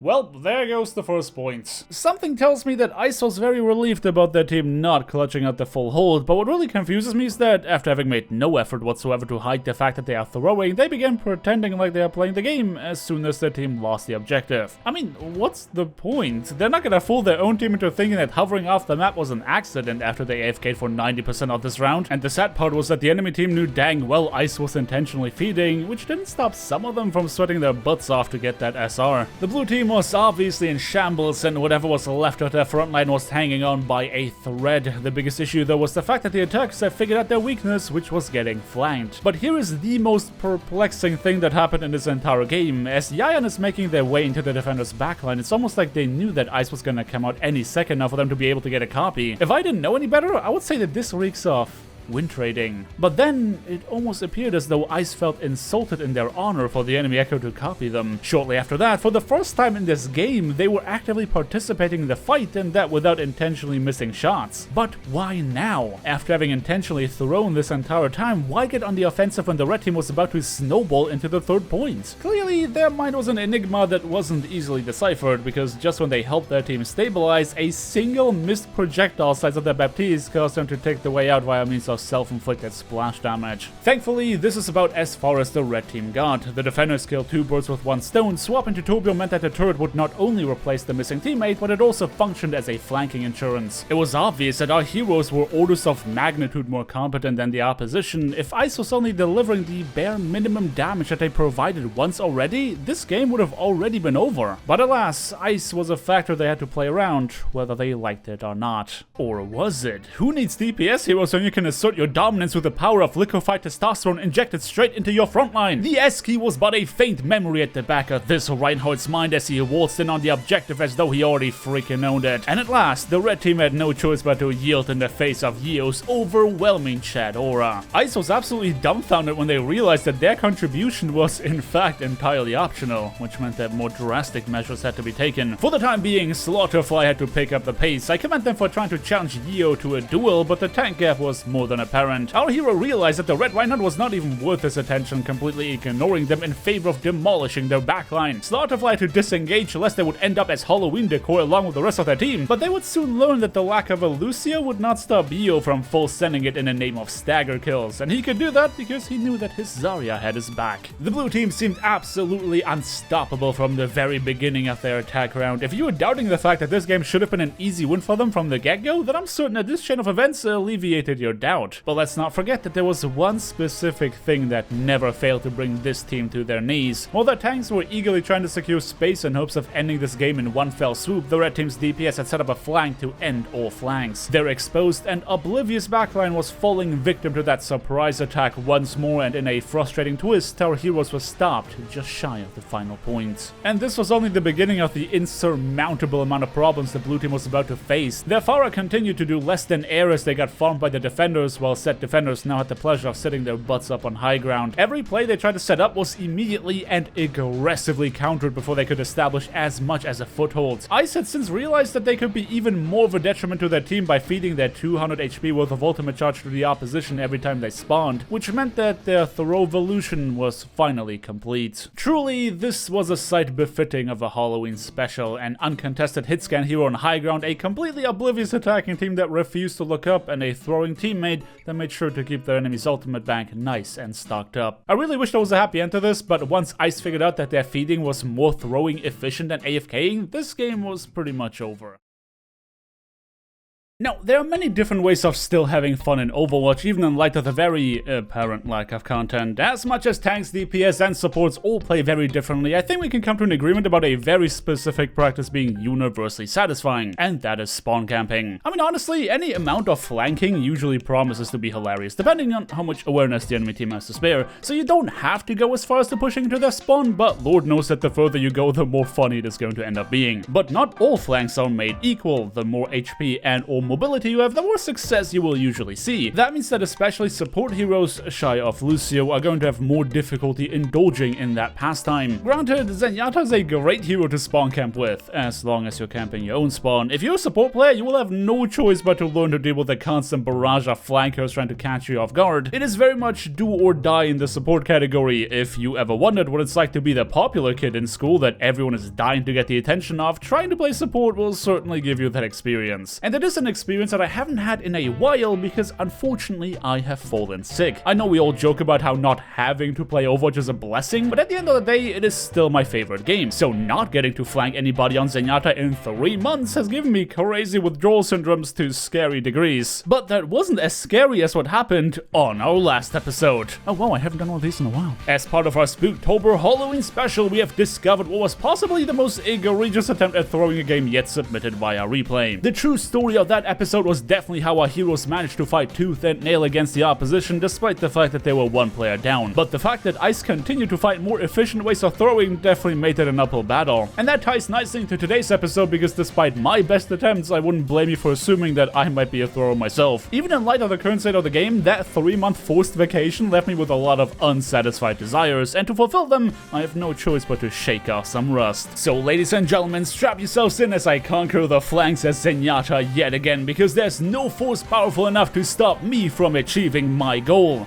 Unless they play Doomfist. God, I really hope they don't play Doomfist. Right from the get-go, this round was about as Overwatch as it gets. It seemed like the attackers didn't have much of a plan at all, allowing our team to pick them off 1 by 1. I figured this meant that flanking would be easy, but I actually got caught off guard by a random Widowmaker contesting my high ground. And while getting rid of them was easy, I immediately paid the price for my position. In an ironic twist, it was I who was the target of a camp no less than 20 seconds into this match, and wasn't it for my teammates chasing down the enemy Roadhog, Lord knows I would have gotten very familiar with the decor of my spawn room very quickly. But alas, I was spared from that fate and allowed passage back to the front line. I did actually see how far my Doom and Winston went to get rid of that Roadhog in our spawn, so it was my absolute pleasure to lend them my Discord open in order to make our spawn camping dreams a reality. Seeing your high mobility teammates follow up diligently on your targets is a sight to behold, and there was no way my Winston was about to let the enemy Mercy get away, Discord orb or not. I know I said that conquering the flank was my goal, but I wasn't expecting the enemy team to be contesting it so frequently. I could never flank myself because I was busy telling my monkey to get rid of the enemies occupying it. Go on, child, spread your rocket-propelled wings. Fox must have really not been a fan of Mercy as a character, because every time they saw Mini Ninja do as much as breathing the same air as them, there'll be no expense spared to get them back to their spawn. Having realized that Widowmaker was not going to work out for them, Velraven swapped to Ashe in order to accommodate the Mercy pick, though once that Mercy was gone, they had to handle my Winston on their own, which ended up not being as difficult as you might imagine. The enemy team was getting desperate. When flanking did not have the desired effect, they did the old classic staircase push, which especially against a Junkrat is just a really bad idea. That is, until the enemy Roadhog somehow fishes that same Junkrat out of a barrel to make for an opening. That pick was the beginning to our end, because without us being able to stop them from taking the high ground, our demise was absolutely imminent. As the red team gained ground on the objective, desperation started to set in. 4 minutes of full holding cannot end like this, not without a fight. My Winston boldly jumped onto the high ground to secure the space for the rest of our team. The Discord orb was putting pressure on the enemy Hanzo, but a Mercy pocket ensured that Fox would not gain an elimination that easily. Seeing my tank drop dangerously low, I decided to take matters into my own hands. Transcendence would light the way forward, saving my Winston while contesting the point. But the enemy Hanzo continued to be a thorn in my side. Fox was busy with the objective, so it was my job to rid ourselves of that nuisance. And while the two of us are definitely guilty of missing very easy shots, at last I was the one who came out victorious. But this was a lose-lose situation. The red team had already secured enough of an advantage to make it difficult for the rest of our team to follow through. Damage was raining down on our tanks as they desperately tried to juggle contesting the point versus contesting the high ground. And we ended up C9ing. Okay, so our glorious full hold may have ended eventually, but that doesn't mean that you should underestimate our competence. Much like how I was safe from a spawn camp, our team was going above and beyond to make sure that we save whoever we can in order to stabilize our position. Though I am hard-pressed to speak of competence when I highlight the fact that our Winston was still within the enemy lines at that point. Thankfully, the enemy Hanzo was no bit smarter than them, because they failed to consider projectile travel times when they attempted to finally get rid of Fox. Ultimately, we valued our lives more than we valued the idea of recontesting, meaning that as much as we succeeded in disengaging, there was also no attempt at re-engaging, which made the second point capture rather easy for the enemy team. Oh, how the turns have tabled, going from the one who camps to being the one about to be camped. We had to find a way out of this mess, and thankfully our apprehensive behavior on the second point had secured us some vital ultimates. Our mystery heroes playing Hanzo fired his Dragon Strike into the enemy team to force them into our LOS. The attackers were finally under pressure thanks to a combination of anti-nades and Discord orbs, and in the commotion, our Roadhog snuck their way around their backline to start wreaking havoc. The enemy DPS was easily taken care of, but the supports would prove a bit more feisty. Mini Ninja refused to go down without a fight, and if their DPS are not present to help them, then they would have to pick up the Glock themselves. You wouldn't have to tell me twice to eliminate a Mercy. I boldly ran at the enemies, well knowing it would mean my demise, just to make sure that a resurrection could not spearhead their comeback. We were back in business. There was no ground sacred enough to stop us from trespassing, and as soon as we got control of the payload, you know we had to march towards the enemy spawn. Of course, any such attempt would only be of temporary nature. We tried to weaken the opposition so that our combo plays could annihilate them for good. Diva, May, and I were ready to descend upon our enemies in a glorious hail of frozen vengeance,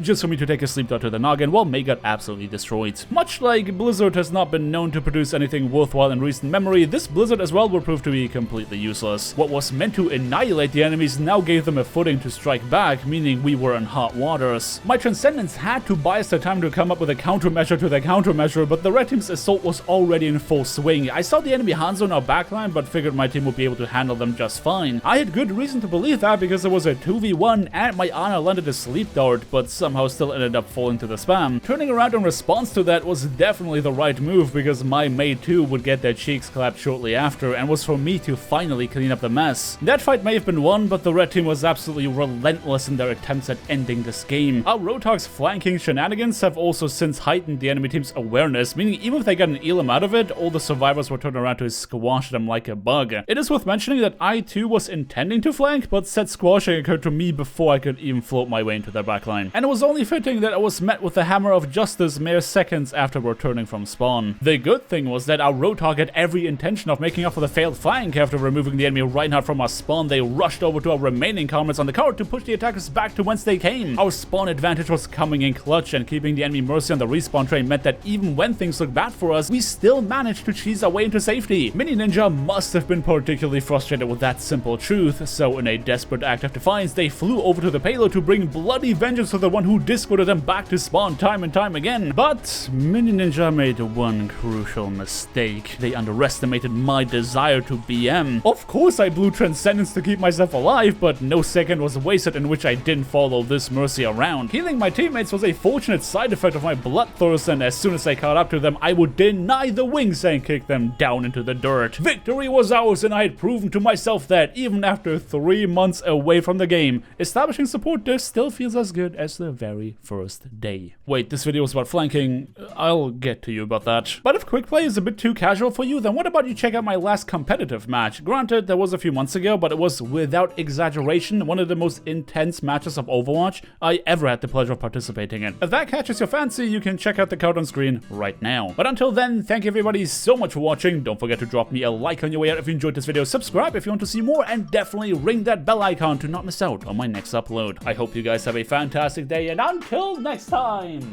peace!